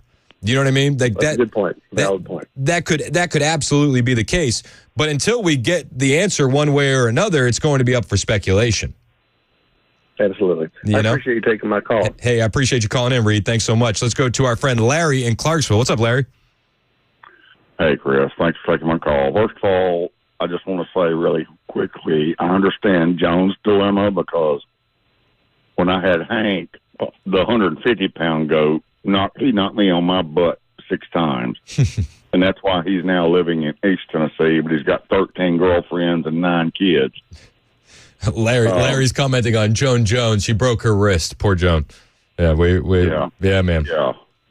And we missed her when she was gone. But, Chris, I cannot tell you how, but I can tell you this, that the whole Wuhan COVID bullcrap was brought into the U.S. by the CIA. And no one will ever be able to convince me that these 2 shooters did not have former knowledge. And the FBI is not investigating the Secret Service. They're investigating the shooter. Well, we know about the shooters. I think the problem here is that we've lost faith in institutions, right? And we don't trust the information we're going to get from them. And because we don't trust the information we're going to get from them, it opens the door to that speculation. Absolutely. But wait, hang on, I'm duct taping my head. how did this guy know that Trump would be at the fifth hole at that particular time?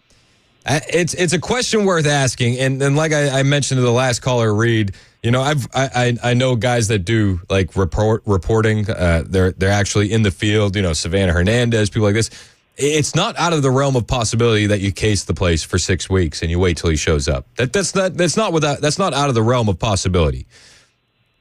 This guy's a knucklehead. I mean, this guy's a freak show, and has been a freak show for a long time. But that doesn't mean he's not a patient freak show.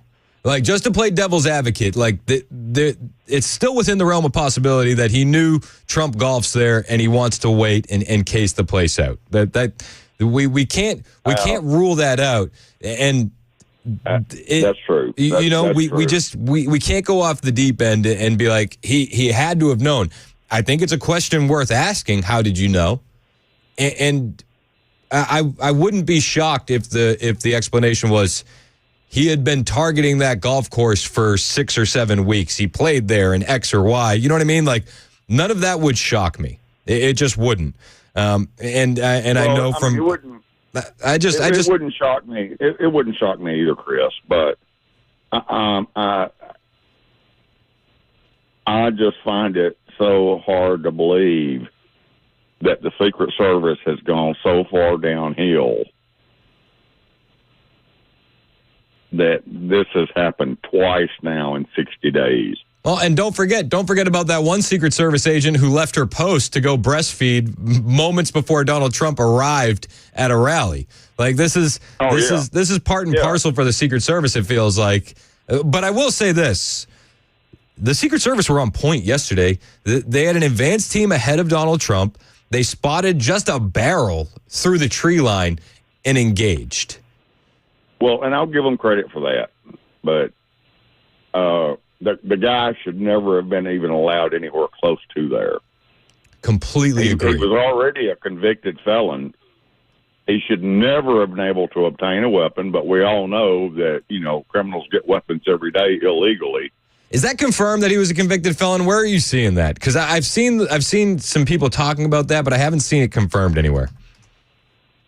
Oh, now I got to go back and look it up, man. All right, well, shoot me a text when you find it, okay? Because you're asking a lot of an old man. All right, well, call back if you find it. I appreciate the call, Larry. Let's go to Saper in the borough. What's up, Saper? I don't know, man. Seems like you need to tell me. You got it covered pretty well, man. I really enjoy your show. Thank you so much for taking my call. But for me, the most critical and the most dynamic statement that the Democrats just keep yelling is what a threat he is to democracy. Yep. And that's been their guideline for months. Oh, 100%. And they were doing it all weekend long. Jasmine Crockett was on with Jen Psaki doing the exact same thing.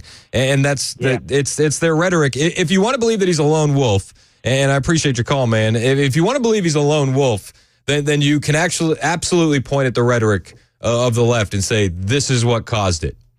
Absolutely. I do have it confirmed that Ryan Wesley Routh was a convicted felon. CBS News is saying that his charges in federal court this morning, possession of a firearm by a convicted felon and possession of a firearm with an obliterated serial number. If convicted of both, he would face a maximum of 20 years in prison. Routh told the judge he's employed, makes about $3,000 a month, didn't provide details about his job. He said he didn't have any assets. During Monday's hearing, it was determined that he qualified for a public defender. Routh was armed with an AK-47 style rifle and was allegedly 300 to 500 yards away from Trump when members of the former president's Secret Service detail spotted him and then engaged. They were advancing in front of Donald Trump a few holes ahead. Members of the Secret Service detail opened fire at Routh, according to law enforcement officials. They said it's not clear if he fired any shots. I've heard that they did find shell casings in the tree line. And then a witness saw him jumping out of the bushes and fleeing to a black Nissan. That's how they got the license plate. That's how they knew the car. And they got him about 50 miles north of the golf course. I think that that's an element of the story that's not being focused on enough. This guy had an escape route. He was ready to go. He was ready to go. Seems a lot more organized than Thomas Matthew Crooks was. You know, if you believe the official narrative, it was dumb luck that the kid even got on the roof. This guy had a plan. 100% had a plan. That doesn't mean he wasn't acting alone, but he 100% had a plan. On the way, I want to play that audio from Jasmine Crockett, firing up the rhetoric against MAGA and Donald Trump. We'll do that next. It's 10:52 on Super Talk 99.7 WTN. My name is Chris Hanna. Listen, if you're trying to figure out what to do when it comes to investments and retirement planning, you got to talk to my friends at Paul Winkler Inc. I trust Paul and his team, and I trust what they say. Depending on who you ask, a lot of people will say a lot of different things. And Paul, you've heard me talk about him for quite a while. He talks about this quite a bit. He says if you worked for a car company, it only makes sense that you'd say your car is the best. And you can kind of expect that same kind of advice if you're getting your advice from people that work at investment banks or insurance agents or people who sell investment products. Paul and his team came from that side of the industry, and they can tell you exactly what goes on that side of the industry. This is why I like Paul. I like Paul because he also wants me to make sure that I tell you I get paid to do these commercials. He wants the honesty and the transparency. I respect that. I also respect that his team does nothing on commission. Give these guys a call to set up a complimentary consultation for you, and I guarantee you're going to learn more than you ever thought possible and get a real clear picture of how they can help you. Paul Winkler, Inc., 615-851-1950. That's 615-851-1950. Online at paulwinkler.com.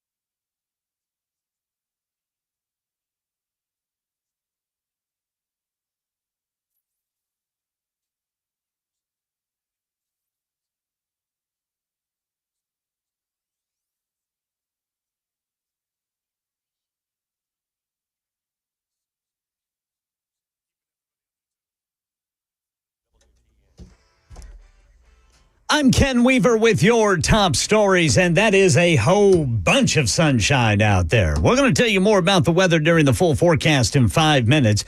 The suspect in the apparent assassination attempt on former President Donald Trump made his first appearance in court today. Here's John Santucci. The suspect was just charged with 2 felony counts, one possession of a firearm as a convicted felon, the second possession of a firearm with an obliterated serial number, meaning that the gun that the suspect had on him where he was intending to shoot for the former president, the serial number was actually scratched off. Ryan Wesley Ruth did not enter a plea to these charges. He was ordered to return to court September 23rd for a pre-detention hearing. His arraignment is scheduled for September 30th. And former President Trump is praising the Secret Service for their quick actions yesterday when they spotted the gunman. Not everyone thinks the Secret Service is off the hook for this one, though. There's no way in hell that somebody should have been that close to President Trump with an AK-style or AK-47 or whatever it was with a scope. As Tennessee Congressman Tim Burchett on Fox yesterday, he's a member of the Trump Assassination Task Force investigating the first attempt on the former president's life. Another Gilgo Beach murder under investigation in New York. Here's Derek Dennis. Authorities on Long Island releasing a sketch and other information on a man they're calling Asian Joe, an unidentified South Asian found dressed as a woman and suspected of being a sex worker whose remains were found on Gilgo Beach in 2011. His violent murder by blunt force trauma currently unsolved. This person had a name. This person had family. This person had friends. Suffolk County District Attorney Ray Tierney. Asian Joe may or may not be connected to Rex Heuermann, the suspected Gilgo Beach serial killer currently charged in the murders of 6 women. Here in Nashville, a man is in custody after climbing on top of Korean Veterans Bridge downtown this morning. Authorities shut it down for several hours while they'll work to get him down safely. Eventually, the man made it down on the east side of the Cumberland River, tried to run away, but officers caught him and took him into custody. This bridge goes over the Cumberland River. It connects downtown Nashville to Cumberland Park near Nissan Stadium. And the Federal Trade Commission trying to stop a $24.6 billion merger between grocery giants Kroger and Albertsons. Brian Clark says the state with more of these companies' stores than any other also wants it halted. As part of a proposed merger between Albertsons and Kroger, the companies would sell off 124 of their grocery stores in the state of Washington. The attorney general there says the proposed buyer has little experience running stores, and it's reminded of when Albertsons bought Safeway a decade ago, and the third-party buyer closed 127 stores within 6 months. He's asking the entire deal to be blocked, but Albertsons and Kroger say the merger would lower grocery prices and preserve competition. That's the latest news. Weather is next. I'm Ken Weaver, WTN News.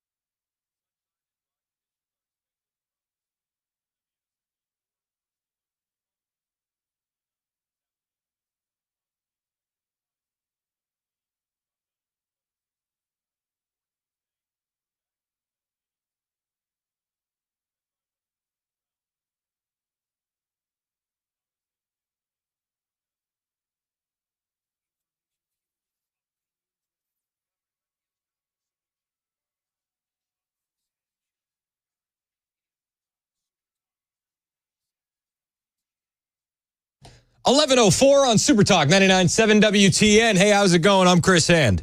You can find me on Twitter, True Social, Instagram, at Chris Hand on Air. Hit the follow button, I'll follow back.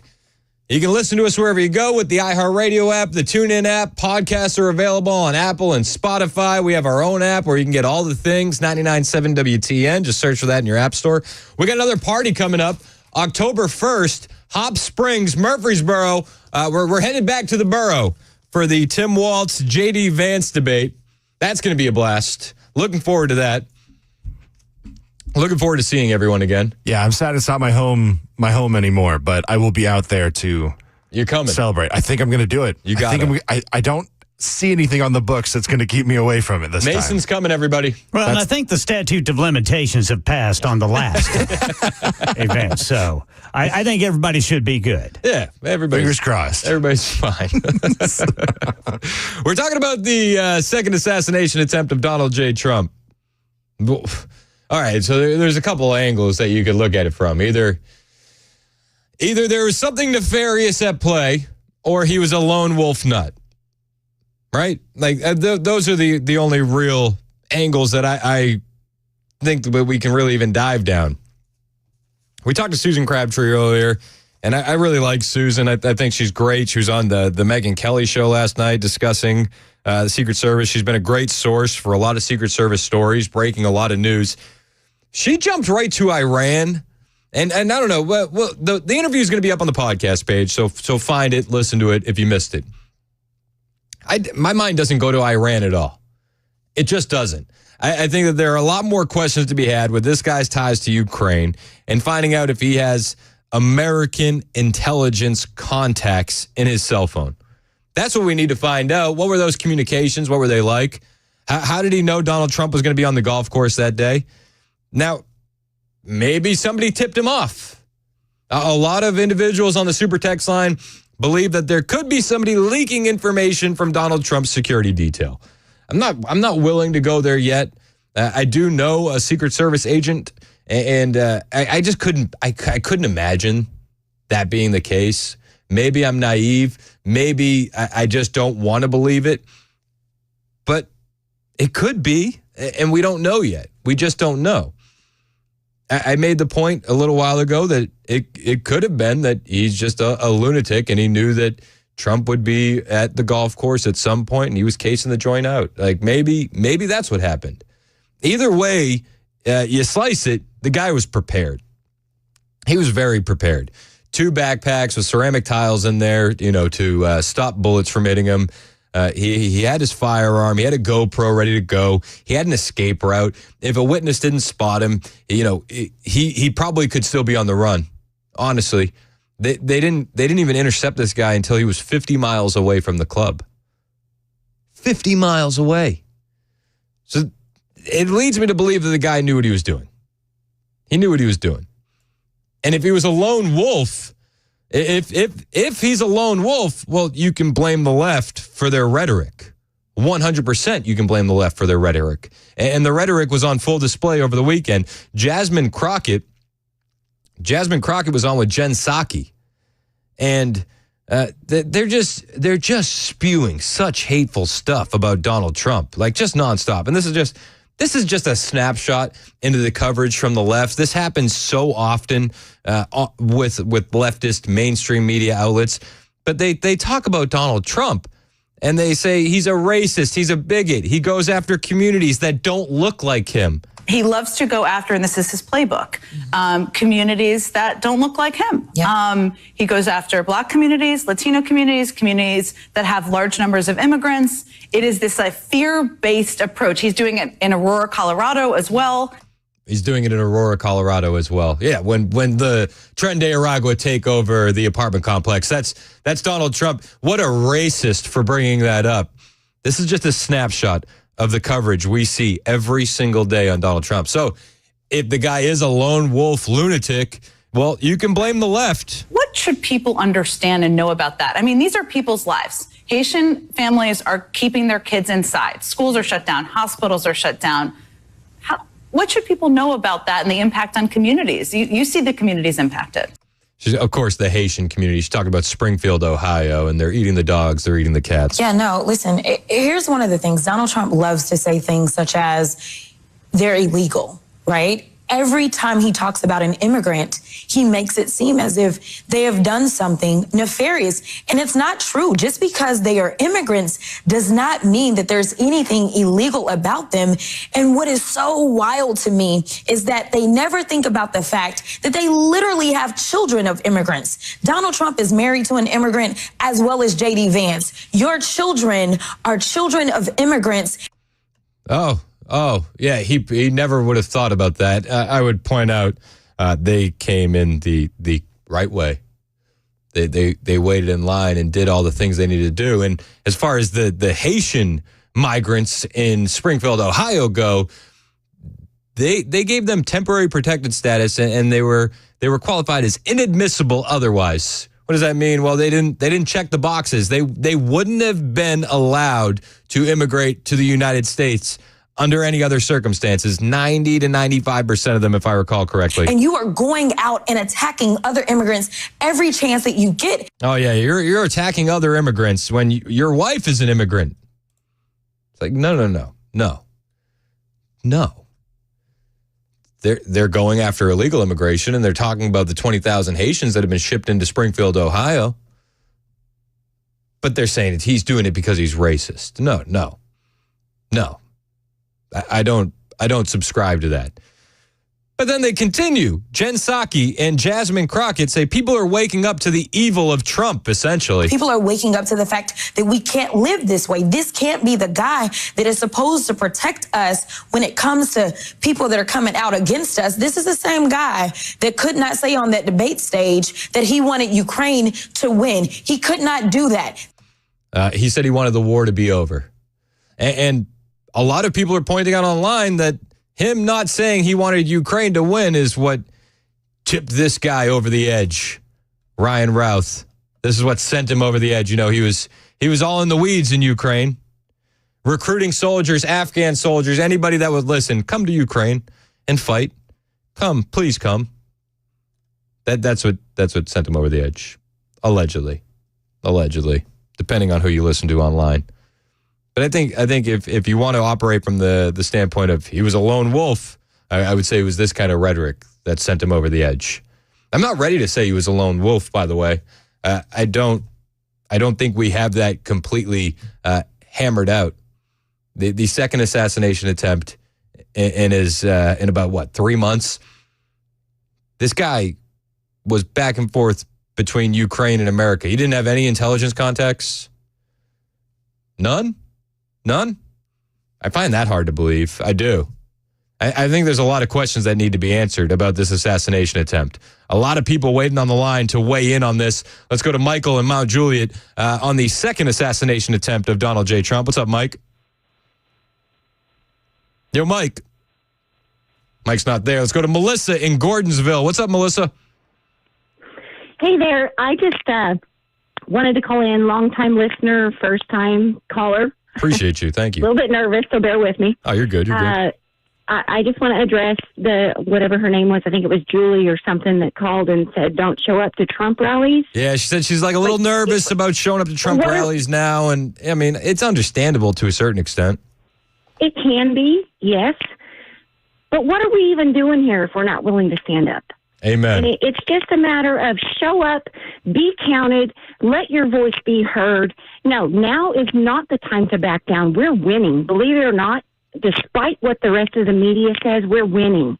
Now is not when we hole up in our homes. Now is when we get out there and we tell everybody we know. I love it, Melissa. You said you were nervous. You seem like you're on point. You're ready to go.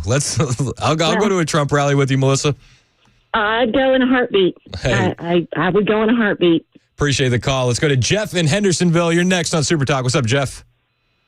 Hey, how you doing? I'm pretty disgusted by our new normal in the country. You know what I mean? 2 assassination attempts, how many indictments, more upcoming, and I could go on. But here's my thing. This guy apparently was from Hawaii, right? How did he know to set up then? Apparently that's not Trump's everyday, you know, so he was kind of off his regular schedule. It's not like he was there every week at the same time. Right. How did this guy know he's not from there? How did he set up an exit plan? How was he tipped off? Yep. I mean, I got a lot of questions, and all of them really just, man, this is disgusting where we're at now. I mean, I'm 60. I feel like an old guy. I'm a political refugee from California. I have never seen any election cycle like this where you've got two assassination attempts so far. Come on, we're ridiculous. It's ridiculous to think that there won't be another. Yeah. And I want some answers, but, first and foremost in my mind, how did this guy know, this guy from Hawaii, know when and where to set up and get a line of sight? And yeah. I mean, listen, these are, I don't think these are wild questions to ask. I think these are very reasonable questions to ask. I will say West Palm Beach is pretty small, man. And you see a motorcade moving around, you can kind of figure things out. I understand this was off the record. That me wanting to play devil's advocate, though, I know reporters that will wait for people and to confront them on this story or that story, and they're patient. They'll wait a week or two, and they'll be at an area where they think that this individual will be, and they'll go ask them questions.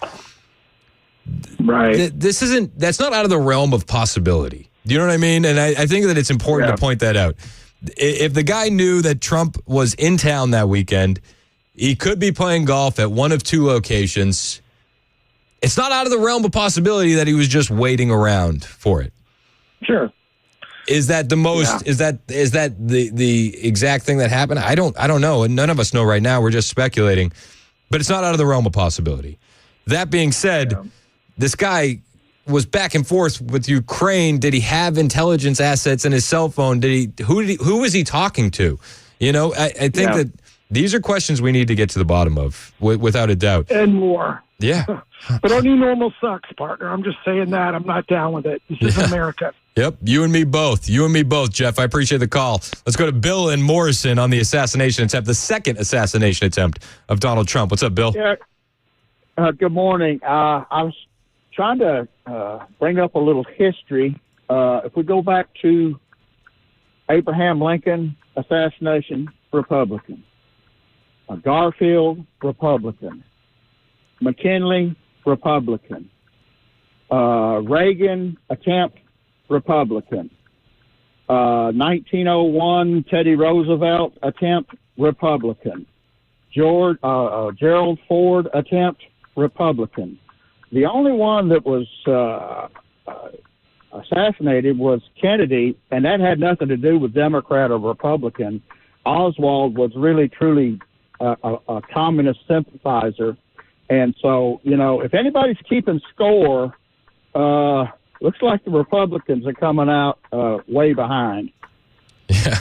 Yeah, I mean, and I think there's still a lot of questions about the Kennedy assassination, too. But there had to be this is just what we know about, right? I've heard rumors of a potential IED against Obama in the Middle East and things of that nature that don't get highly covered because they don't want people to get an idea. So this is what we know about, So I hear you. I think that the rhetoric against Donald Trump has been insane. And I think a lot of people have a lot of reasons why they don't want him around. I think there's a lot of questions that need to be answered. But I forgot. I left off the two Donald Trump ones. So yeah. Well, but I also would say there's a lot of people that want Donald Trump gone, and I would say Republicans and Democrats don't like this guy.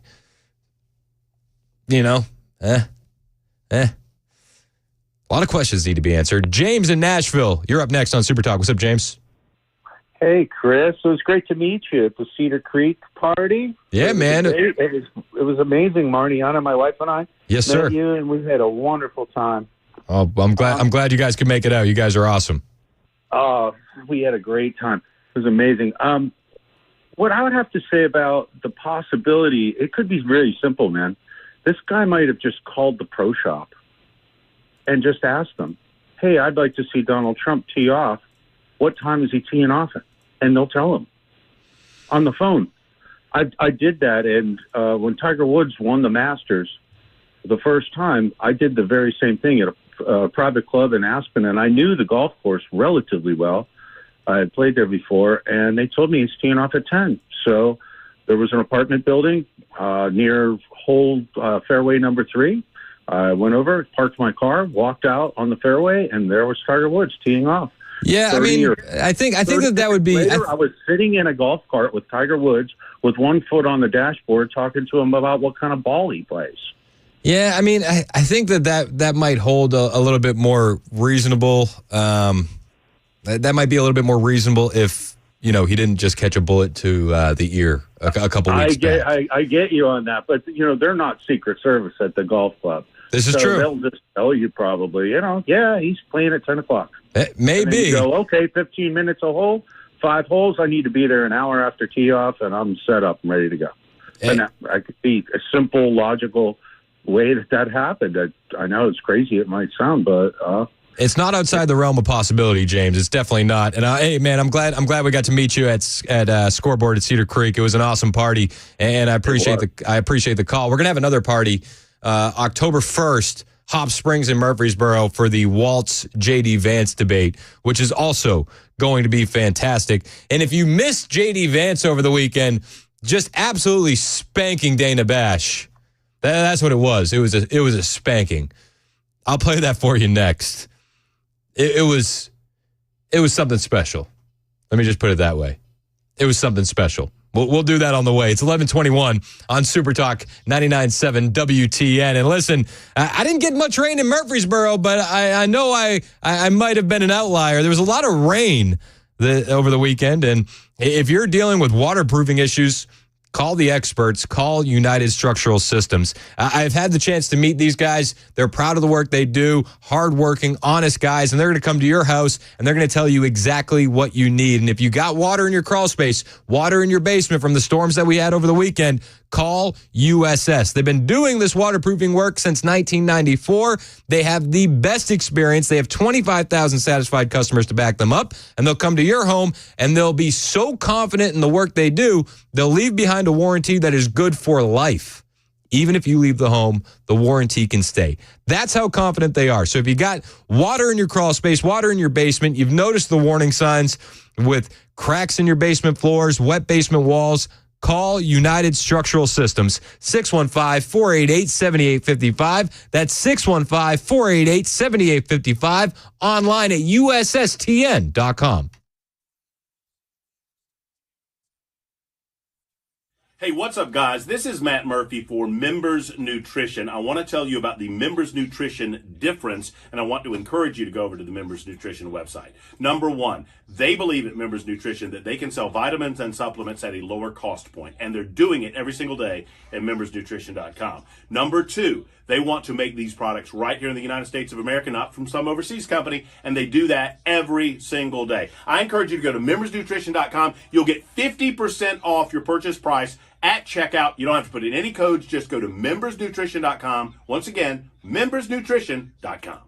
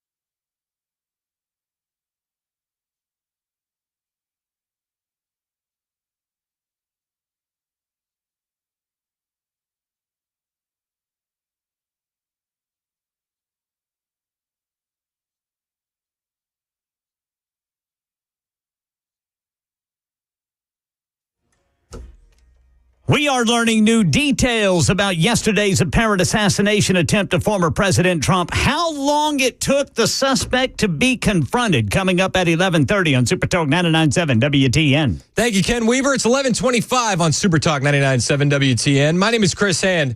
J.D. Vance versus Dana Bash. The topic, Springfield, Ohio. J.D. Vance goes on CNN over the weekend and sits down for an interview. Dana Bash gets on live TV and says, hey, J.D., you know you're the reason for the bomb threats. What? Oh, is that so? Yeah, so there were bomb threats in Springfield, Ohio. It shut down a city council meeting, conveniently enough, and there were bomb threats to schools and hospitals, allegedly. Nobody's been busted for these bomb threats, but they do know who to blame, and Dana Bash blames J.D. for elevating baseless rumors and putting immigrants at risk with bomb threats. Before Donald Trump talked about eating dogs and cats on a debate stage, it was you, Senator, who first elevated this baseless rumor. A baseless rumor. Baseless. Well, J.D. Vance says I was just talking to my constituents and hearing from people telling me these stories. You can look at the reporting yourself. It's all over Twitter. You can listen to the city council meeting, the one that didn't get shut down, and they say the exact same thing. These are your constituents. So why are you putting them at risk by continuing to spread claims about Haitian immigrants, despite officials in your state saying that there's no evidence and pleading for you to stop? No evidence, she says. No evidence. Don't listen to the people telling these stories. That's not evidence. Let's talk to the city manager. Well, Dana, first of all, what's putting the residents of Springfield at risk, which was a town completely ignored by the American media until Donald Trump and I started surfacing some of these concerns, is that they can't afford housing. Yep. They can't afford health care. The schools have been overwhelmed. The hospitals have been overwhelmed. And they're overwhelmed because Kamala Harris allowed 20,000 Haitian migrants to get dropped into a small Ohio town of about 40,000 people, and it's completely overwhelmed the services. Yeah, he's not wrong. That's putting people at risk. Maybe Dana Bash could, listen to those people. No. That's a bridge too far. But he goes on. JD goes on to explain why he's talking about this, why it's so important to discuss this. Now you ask, why have I talked about some of the things that I've been talking about? Let me just say this. My constituents have brought approximately a dozen separate concerns to me. 10 of them are verifiable and confirmable, and a couple of them I talk about because my constituents are telling me firsthand that they're seeing these things. So I have two options, Dana. I can ignore them, which is what the American media has done for years to this community, or I can actually talk about what people are telling me. And of course, many of the things that the media says are completely baseless have since been confirmed. For example, I was told, Dana, that by the American media that it was baseless that migrants were capturing the geese from the local park pond and eating them. And yet there are 911 calls from well before this ever became a viral sensation of people complaining about that exact thing happening. So my attitude is listen to my constituents. Sometimes they're going to say things that people don't like, but they're saying things that people don't like because their town has been overwhelmed, and it's my job to try to fight for them and to protect them. Kamala Harris opened the border, and now these people are suffering. That's what I'm focused on, Dana. Yeah, good for him. He should be focused on what's happening in Ohio. 100%. And I don't know if you've been paying attention over the weekend to social media, but Christopher Rufo shared a video that was previously posted to social media in August of 2023, before all the hoopla about Springfield, Ohio, that shows Africans grilling what appears to be cats in Dayton, Ohio. Yeah. Baseless conspiracy theories. Dayton, Ohio is about a half hour from Springfield, where the recent controversy over Haitian migrants allegedly eating cats and dogs originated. There was a lot more back and forth between Dana Bash and J.D. Vance. I'll bring that to you next. Plus, are there voter registration forms in Springfield, Ohio, in Haitian Creole? Why would they need that? We'll talk about it next. It's 11:30 on Super Talk 99.7 WTN.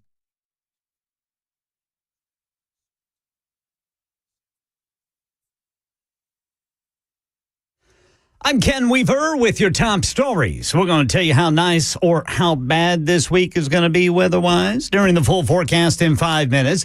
The first court appearance for alleged would-be Trump assassin 58-year-old Ryan Ruth is in the books. He was charged this morning in federal court with 2 felony firearms counts. The first one, possession of a firearm as a convicted felon. The second, possession of a firearm with an obliterated serial number, meaning that the gun that the suspect had on him where he was intending to shoot at the former president, the serial number was actually scratched off. Now there are reports that Ruth was at Trump's golf course in Florida for 12 hours before he was confronted yesterday. Another Gilgo Beach murder under investigation in New York. Here's Derek Dennis. He's been labeled by authorities as Asian Doe, an unidentified South Asian found dressed as a woman and suspected of being a sex worker whose remains were found on Long Island's Gilgo Beach in 2011 with evidence of blunt force trauma. This is a call to action. We want to enlist the public's help in trying to identify Asian Doe. Suffolk County District Attorney Ray Tierney, the big question whether suspected serial killer Rex Heuermann was involved, as he's currently charged in the murders of 6 women on Gilgo Beach. Here in Nashville, authorities have a man in custody they say climbed to the top of Korean Veterans Bridge this morning. He was just sitting up there. Police shut it down for several hours while they worked to get the man's house down safely. He eventually made it down on the east side of the river and after a short pursuit was taken into custody. You could soon see new speed limits for some Nashville streets. Channel 4's Joylyn Bukovac reports the hope is that the changes will not impact travel time significantly. Transportation officials have found that reducing speeds will create safer streets for drivers, cyclists, pedestrians, and bus riders, lowering the risk and severity of crashes. Here along Robertson Avenue, NDOT is in the process of slowing down drivers from 35 to 30 miles per hour due to the road's traffic volume and its proximity to schools and parks. Robertson Avenue, one of 10 Nashville streets targeted by NDOT speed reduction pilot program. That's the latest news. Weather's next. I'm Ken Weaver, WTN News. Thank you, Ken. It's 11:32 on Super Talk 99.7 WTN. It is August, and that means fall. Oh, no, it's not August. Jeez Louise. It is September already. I think that highlights my point even better. Fall is here. And before you know it, you're going to be cranking your heat up. And you're going to be hoping that it's working at maximum peak efficiency. And if it's not working, you're going to find out the hard way. But don't find out the hard way. Call Busy Bee Plumbing, Heating, and Cooling today and get your system serviced the best way, the Busy Bee way with Busy Bee Plumbing, Heating, and Cooling. And now through the end of September, when you buy one Beehive Club membership, you get one free for the grandparents in your life. The Beehive Club membership is the best value in AC and heating. As a Beehive member, you receive 3 annual tune-ups, one for your cooling, one for your heating, one for your plumbing. 10% discount on all repairs. Priority front-of-the-line service, $100 annual accrued replacement credit, and no overtime or holiday fees for as little as $99. And it's buy one, get one for the grandparents in your life all September long. Call Busy Bee today. They're your Root Pro partner, 615-775-7833, 615-775-7833, online at busybeehvac.com.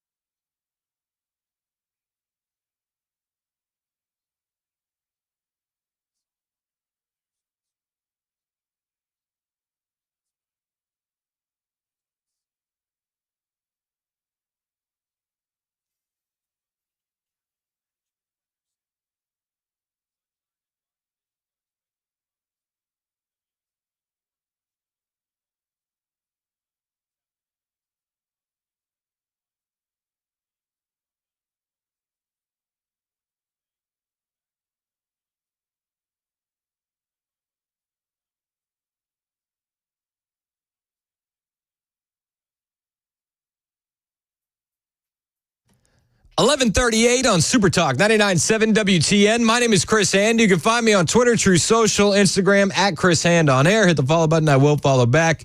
That's where I'm retweeting memes, adding them to my story, diving down rabbit holes, and we can go down a rabbit hole together. It's always fun. Rabbit holes are better when you do it in tandem. So find me out there at Chris Hand on air. 12 hours in a tree line. Ryan Wesley Routh's cell phone was tracked in that tree line near Trump's golf course from 1:59 a.m. yesterday until 1:31 p.m. according to law enforcement. That's interesting, right? That's wild. That's determination. But it also gives if he's there with the phone. Yeah, but it also raises more questions about it leaking out. Like if he just so happened to be there, wouldn't that have been a little bit closer than 12 hours before?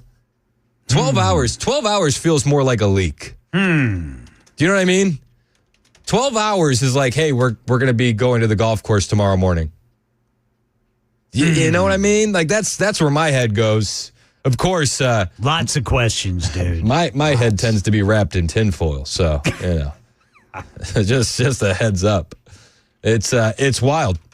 A lot more questions than we have answers when it comes to the assassination attempt of Donald J. Trump. Donald Trump responding on Twitter a little while ago, and Donald Trump he said it was an interesting day.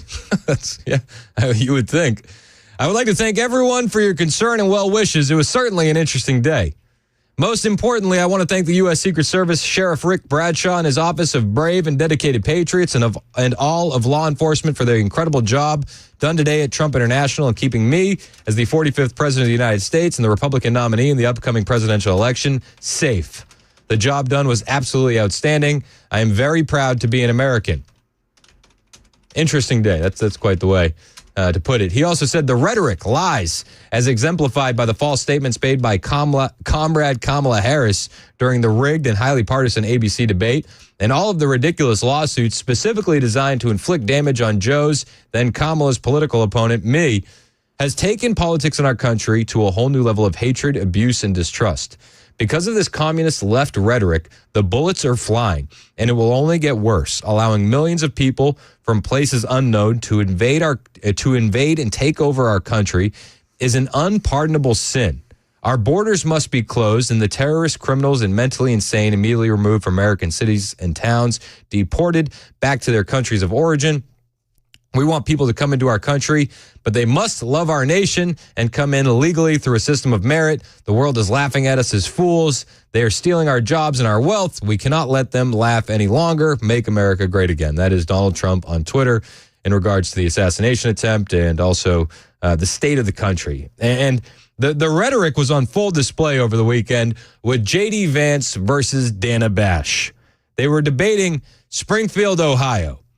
J.D. Vance says, listen, I'm talking about this because my constituents are telling me about it. They're eating the dogs. They're eating the cats. They're snatching up ducks and geese from the ponds. He's talking about it because that's the conversation on the ground there. That's what he's hearing from his constituents. Dana Bash didn't like that answer. Dana Bash said, you're the senator from Ohio, and your rhetoric is causing people to call in bomb threats, it's really laughable because if you want to believe that this individual that wanted to kill President Trump over the weekend is a lone wolf, well, then you'd have to say it's the rhetoric from the mainstream media that's causing the bullets to fly. That they're not going to take any blame in that, but they will absolutely dish out blame when it comes to bomb threats in Springfield, Ohio. And Dana Bash said to J.D. Vance, it's your fault. You're the senator from Ohio, so instead of saying things that are wrong and actually causing the hospitals, the schools, the government buildings to be evacuated because of bomb threats, because of the cats and dogs thing, why not actually be constructive in helping to better integrate them into the community? Because there are a lot of employers there who say that the Haitian workers are helping fill jobs that they need desperately filled. I love how she said the cats and dogs thing, the thing. Dana, first of all, let me just respond to a couple of things that you said, but I want to start with something you said, which I think is frankly disgusting and is more appropriate for a Democratic propagandist than it is for an American journalist. There is nothing that I have said that has led to threats against these hospitals. These hospitals, the bomb threats and so forth, it's disgusting. The violence is disgusting. We condemn it. We condemn all violence. Senator, and this threats of happened violence. after you. He said what you just said, accusing me of causing those bomb threats, is something he would expect to hear from a Democratic propagandist, not an American journalist. Roasted.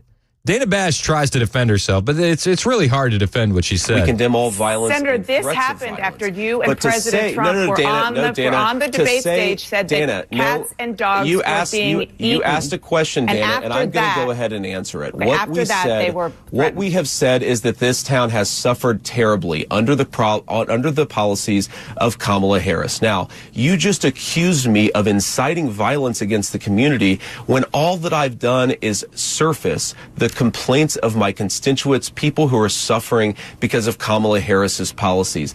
Are we not allowed to talk about these problems because some psychopaths are threatening violence? Right. We can condemn the violence on the one hand, but also talk about the terrible consequences of Kamala Harris's open border on the other hand. Yeah, they're such baseless claims, she says. They're baseless. They're baseless. Again, I brought this up a little while ago. Maybe you've seen this video going around on the internet. Shocking video appears to show African migrants grilling cats in an Ohio town in 2023. I saw it. It's disgusting. I've actually seen, I'll be honest with you, I go down a rabbit hole time and time again, and I've seen too many videos of Haitians eating cats over the weekend. Far too many from all different areas. It's awful. It's something that actually does happen. These are baseless claims, Dana Bash says. It's like, what are you talking about? Just do some research. Do some research, please. Just a little bit. Is that too much to ask? Well, it is. It is for Dana Bash. But JD Vance starts fact checking Dana Bash on her own show, which is pretty fun to listen to. Now, let me just fact check a couple of other things that you said, Dana, because it's important. You said that all of these migrants are in the country legally. They're in the country through what's called temporary protective status. Right. That is when Kamala Harris waved a magic amnesty wand, taking people and giving them legal status. That is not to say that they're here legally. That is a terrible indictment of her amnesty policies. You know, I've said it a couple times on my show. It's quasi-legal, right? Like, yeah. She definitely filed the paperwork to bring them on in here. But if it wasn't for that temporary protected status, none of these Haitian migrants would have been admitted into the country. They were on the inadmissible list. They wouldn't have checked the boxes to be able to immigrate into the United States. That have further opened the border and further caused not illegal. Terrible migration into this country. You might not agree with the policy, and obviously you don't, which is totally fair and legitimate. There are policy disagreements all the time, but the fact is it is the law because President Biden and Vice President Harris are. But I don't want to frankly go down this conversation about policy Dana, because you made a point. She says, I don't want to go down this route. It's like, yeah, because you're getting absolutely roasted. You don't. I agree. You don't want to talk about policy. No, Dana, what I want to talk about instead of about the fact, Senator, that it was Harris, your distraction. Dana, granted amnesty. You were the one who started talking about eating dogs and cats. Level. You were the one who brought this my up. Constituents the president were the said ones it who to talked 60 about eating million dog and people. cats, and I talked about it because you were ignoring this community. Yeah. Listen, my wife and I were talking the other day, and we were talking about the dogs and cats memes, and she's like, "Well, does this actually help anybody?" And I said, "But before the memes, were you talking about Springfield, Ohio? Before the memes hit critical mass, was anybody talking about Springfield, Ohio?" No, nobody was talking about Springfield, Ohio. The memes brought it to critical mass. So, like, the jokes can hurt your feelings, but they're actually bringing eyes to a much-needed situation. What's happening on the ground in Springfield, Ohio, when you drop off 20,000 Haitian immigrants is chaos, absolute chaos. So, my wife said to me, does it win anybody over? I said, yeah, I think it does, actually. And I think it's going to win a lot more people over than if we weren't talking about it at all. And the fact of the matter is, when you say they're eating dogs and cats, this is something that they do in these cultures. It's just, you can't avoid that. That's just what they do. And it's a critical blow. It's an indictment on the immigration policy under Harris and Biden. And it highlights the chaos that they'll bring to your communities if Harris is elected again. And JD Vance says, listen, my constituents brought this up. My constituents talked about Have it. you And been it is to my Springfield? responsibility to surface their concerns when the American media Have you been to ignores it. Springfield? Dana, I've been to Springfield probably 100 times in my life. How about I've taken my recently, children since to you've get heard ice this? cream at Young's Jersey Dairy. Have you heard recently since you've gotten these calls? Have I been in the last 4 days? Have you been to Springfield in the last 4 days? No, I'm I haven't talking been in about the last 4 days, but I've since talked you've to a gotten lot of these people calls in from the Springfield, Dana, constituents. and they're telling me this stuff is happening. Dana, would you like to ask me questions and then let me answer them, or would you like to debate me on these topics? I noticed that when you had Kamala Harris and Tim Walz, you gave them multiple choice answers to the questions that you asked, and you allowed them to answer the questions. I'm happy to be here to talk about policy, but if you're going to interrupt me every single time that I open my mouth, then why am I even doing this? This is how you deal with a Democratic propagandist. 100%. Hey, that interview you gave with Tim Walz and Kamala Harris, you didn't push back on them like this at all. This is how you do it. JD Vance putting on a master class. Also, have you seen the voter registration forms in Haitian Creole distributed by a library in Springfield, Ohio? The Post Millennial has this story. Why would they bring all these Haitian migrants to Springfield, Ohio? The newcomers, if you will. Well, there's actually voter registration forms for Haitian Creole speakers distributed by Clark County Public Library near Springfield, Ohio. Is this another baseless claim that illegal aliens are going to be voting in U.S. elections? Unreal. The Post Millennial had that story. Illegal voter registration forms for Haitian Creole speakers distributed by Clark County Public Library near Springfield, Ohio. This is another thing that they're not going to talk about on the mainstream media. That they won't cover this at all. The Ohio Secretary of State announced in a press release that an investigation has uncovered the use of illegal voter registration forms by a government agency. The office's Election Integrity Unit recently concluded an investigation into the origins of an illegal voter registration form translated into the Haitian Creole language. The Clark County Board of Elections reported this form to our office after rejecting its submission by a local applicant, the press release stated. You won't hear this story anywhere. Secretary LaRose reminded election officials to be vigilant in concerns over potential voter fraud, as the voter registration forms could have allowed for non-citizen Haitians to possibly vote in the upcoming 2024 election. By design, part of the plan. Not anything that the mainstream media wants to talk about. We'll talk about it here, though, on Super Talk 99.7 WTN. On the way, we're going to check in with Matt Murphy, see what's happening on Murphy's show. It's Super Talk 99.7 WTN.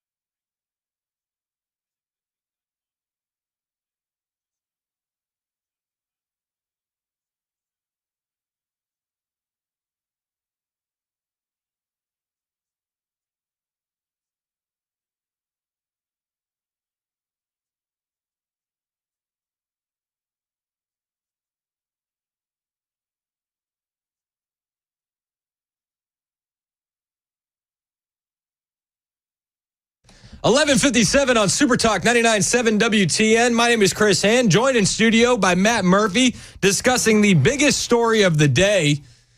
Donald Trump hates Taylor Swift. Apparently so, yes. Tell the people what you were telling me off the air. No, the biggest takeaway from the weekend, it says, to me, it says everything we need to know about where we are in society. So I took a screen capture of this and put it up on the X machine at Matt Murphy Show. Headline number one, big headline, top of the fold, as they used to say in the newspaper days. Donald Trump says he hates Taylor Swift in Truth Social post. Headline number two, underneath it. Trump subject of another assassination attempt. What? He can't keep getting away with this. One of these things is not like the other. What? I mean, yeah, my goodness gracious. There's so many, there's so many unanswered questions. I know you've been going through it all day, and we'll continue talking about it over the course of the afternoon, but we've got a major institutional problem with regard to how we are protecting individuals like Donald Trump, particular to where he is in his campaign, his status as a former president, the possibility of him being a future president, and a consideration, and they're talking about resources, every available resource. I don't give a damn what you think about him should be dedicated to protecting Donald Trump because, one, of the possibility of him being killed. Number two, what would happen in this country if someone was successful in doing that? Oh, my gosh. Could you imagine? Forget what you think about Trump. If you care about America, then you have to protect him. Yeah. And they don't seem to get it. They're like, oh, well, resources. What? What the hell are you talking about? It's disgusting. It is disgusting. And then, Lester Holt got on NBC. Did you hear Lester? Old Lester Holt. Let's listen to Lester. He blamed Trump for his rhetoric getting him shot at. Today's apparent assassination attempt comes amid increasingly fierce rhetoric on the campaign trail itself. Mr. Trump, his running mate J.D. Vance continue to make baseless claims about Haitian immigrants in Ohio. That's what got him shot. So because Donald Trump rightly pointed out, no matter how many times it happened, and I know you've been doing this, and let's just. They're eating the dogs. Yeah, they're eating the cats. If you want to quibble on numbers, okay, fine. That's fine. If you want to say one or two don't make an epidemic, that's fine. But to say they're not eating cats or not eating dogs is factually inaccurate. I made the point earlier. I've seen too many videos over the weekend of Haitians eating cats. How do you know they're Haitian? Shut up. Just shut your mouth. I mean, right? It's just the craziest thing. There's a video going around from 2023 of a dude in his backyard in Ohio, 30 minutes away from Springfield, grilling a cat. Just got a little cat fancy. Got a little hunger on, and there you go. But no, the big story is that Donald Trump continues to utilize rhetoric that is getting Donald Trump almost killed. So instead of pointing to perhaps, Chris, and I just want to throw this out there to everyone, maybe telling crazy people in the United States of America that democracy will no longer exist if Donald Trump is president, maybe that's causing crazy people to do crazy things. I don't know. Maybe, but I don't think anybody's ever done that before. Murphy's up next. Don't do the conspiracy theories. Donald Trump and the MAGA Republicans represent an extremism that threatens the very foundation of our republic. Democracy is on the ballot. Look, are they a threat to democracy? Yes. Donald Trump is an existential threat to our democracy. We cannot allow that to happen again. I probably took a bullet to the head because of the things that they say about me. They talk about democracy. I'm a threat to democracy. They're the threat to democracy with a fake Russia investigation that went nowhere.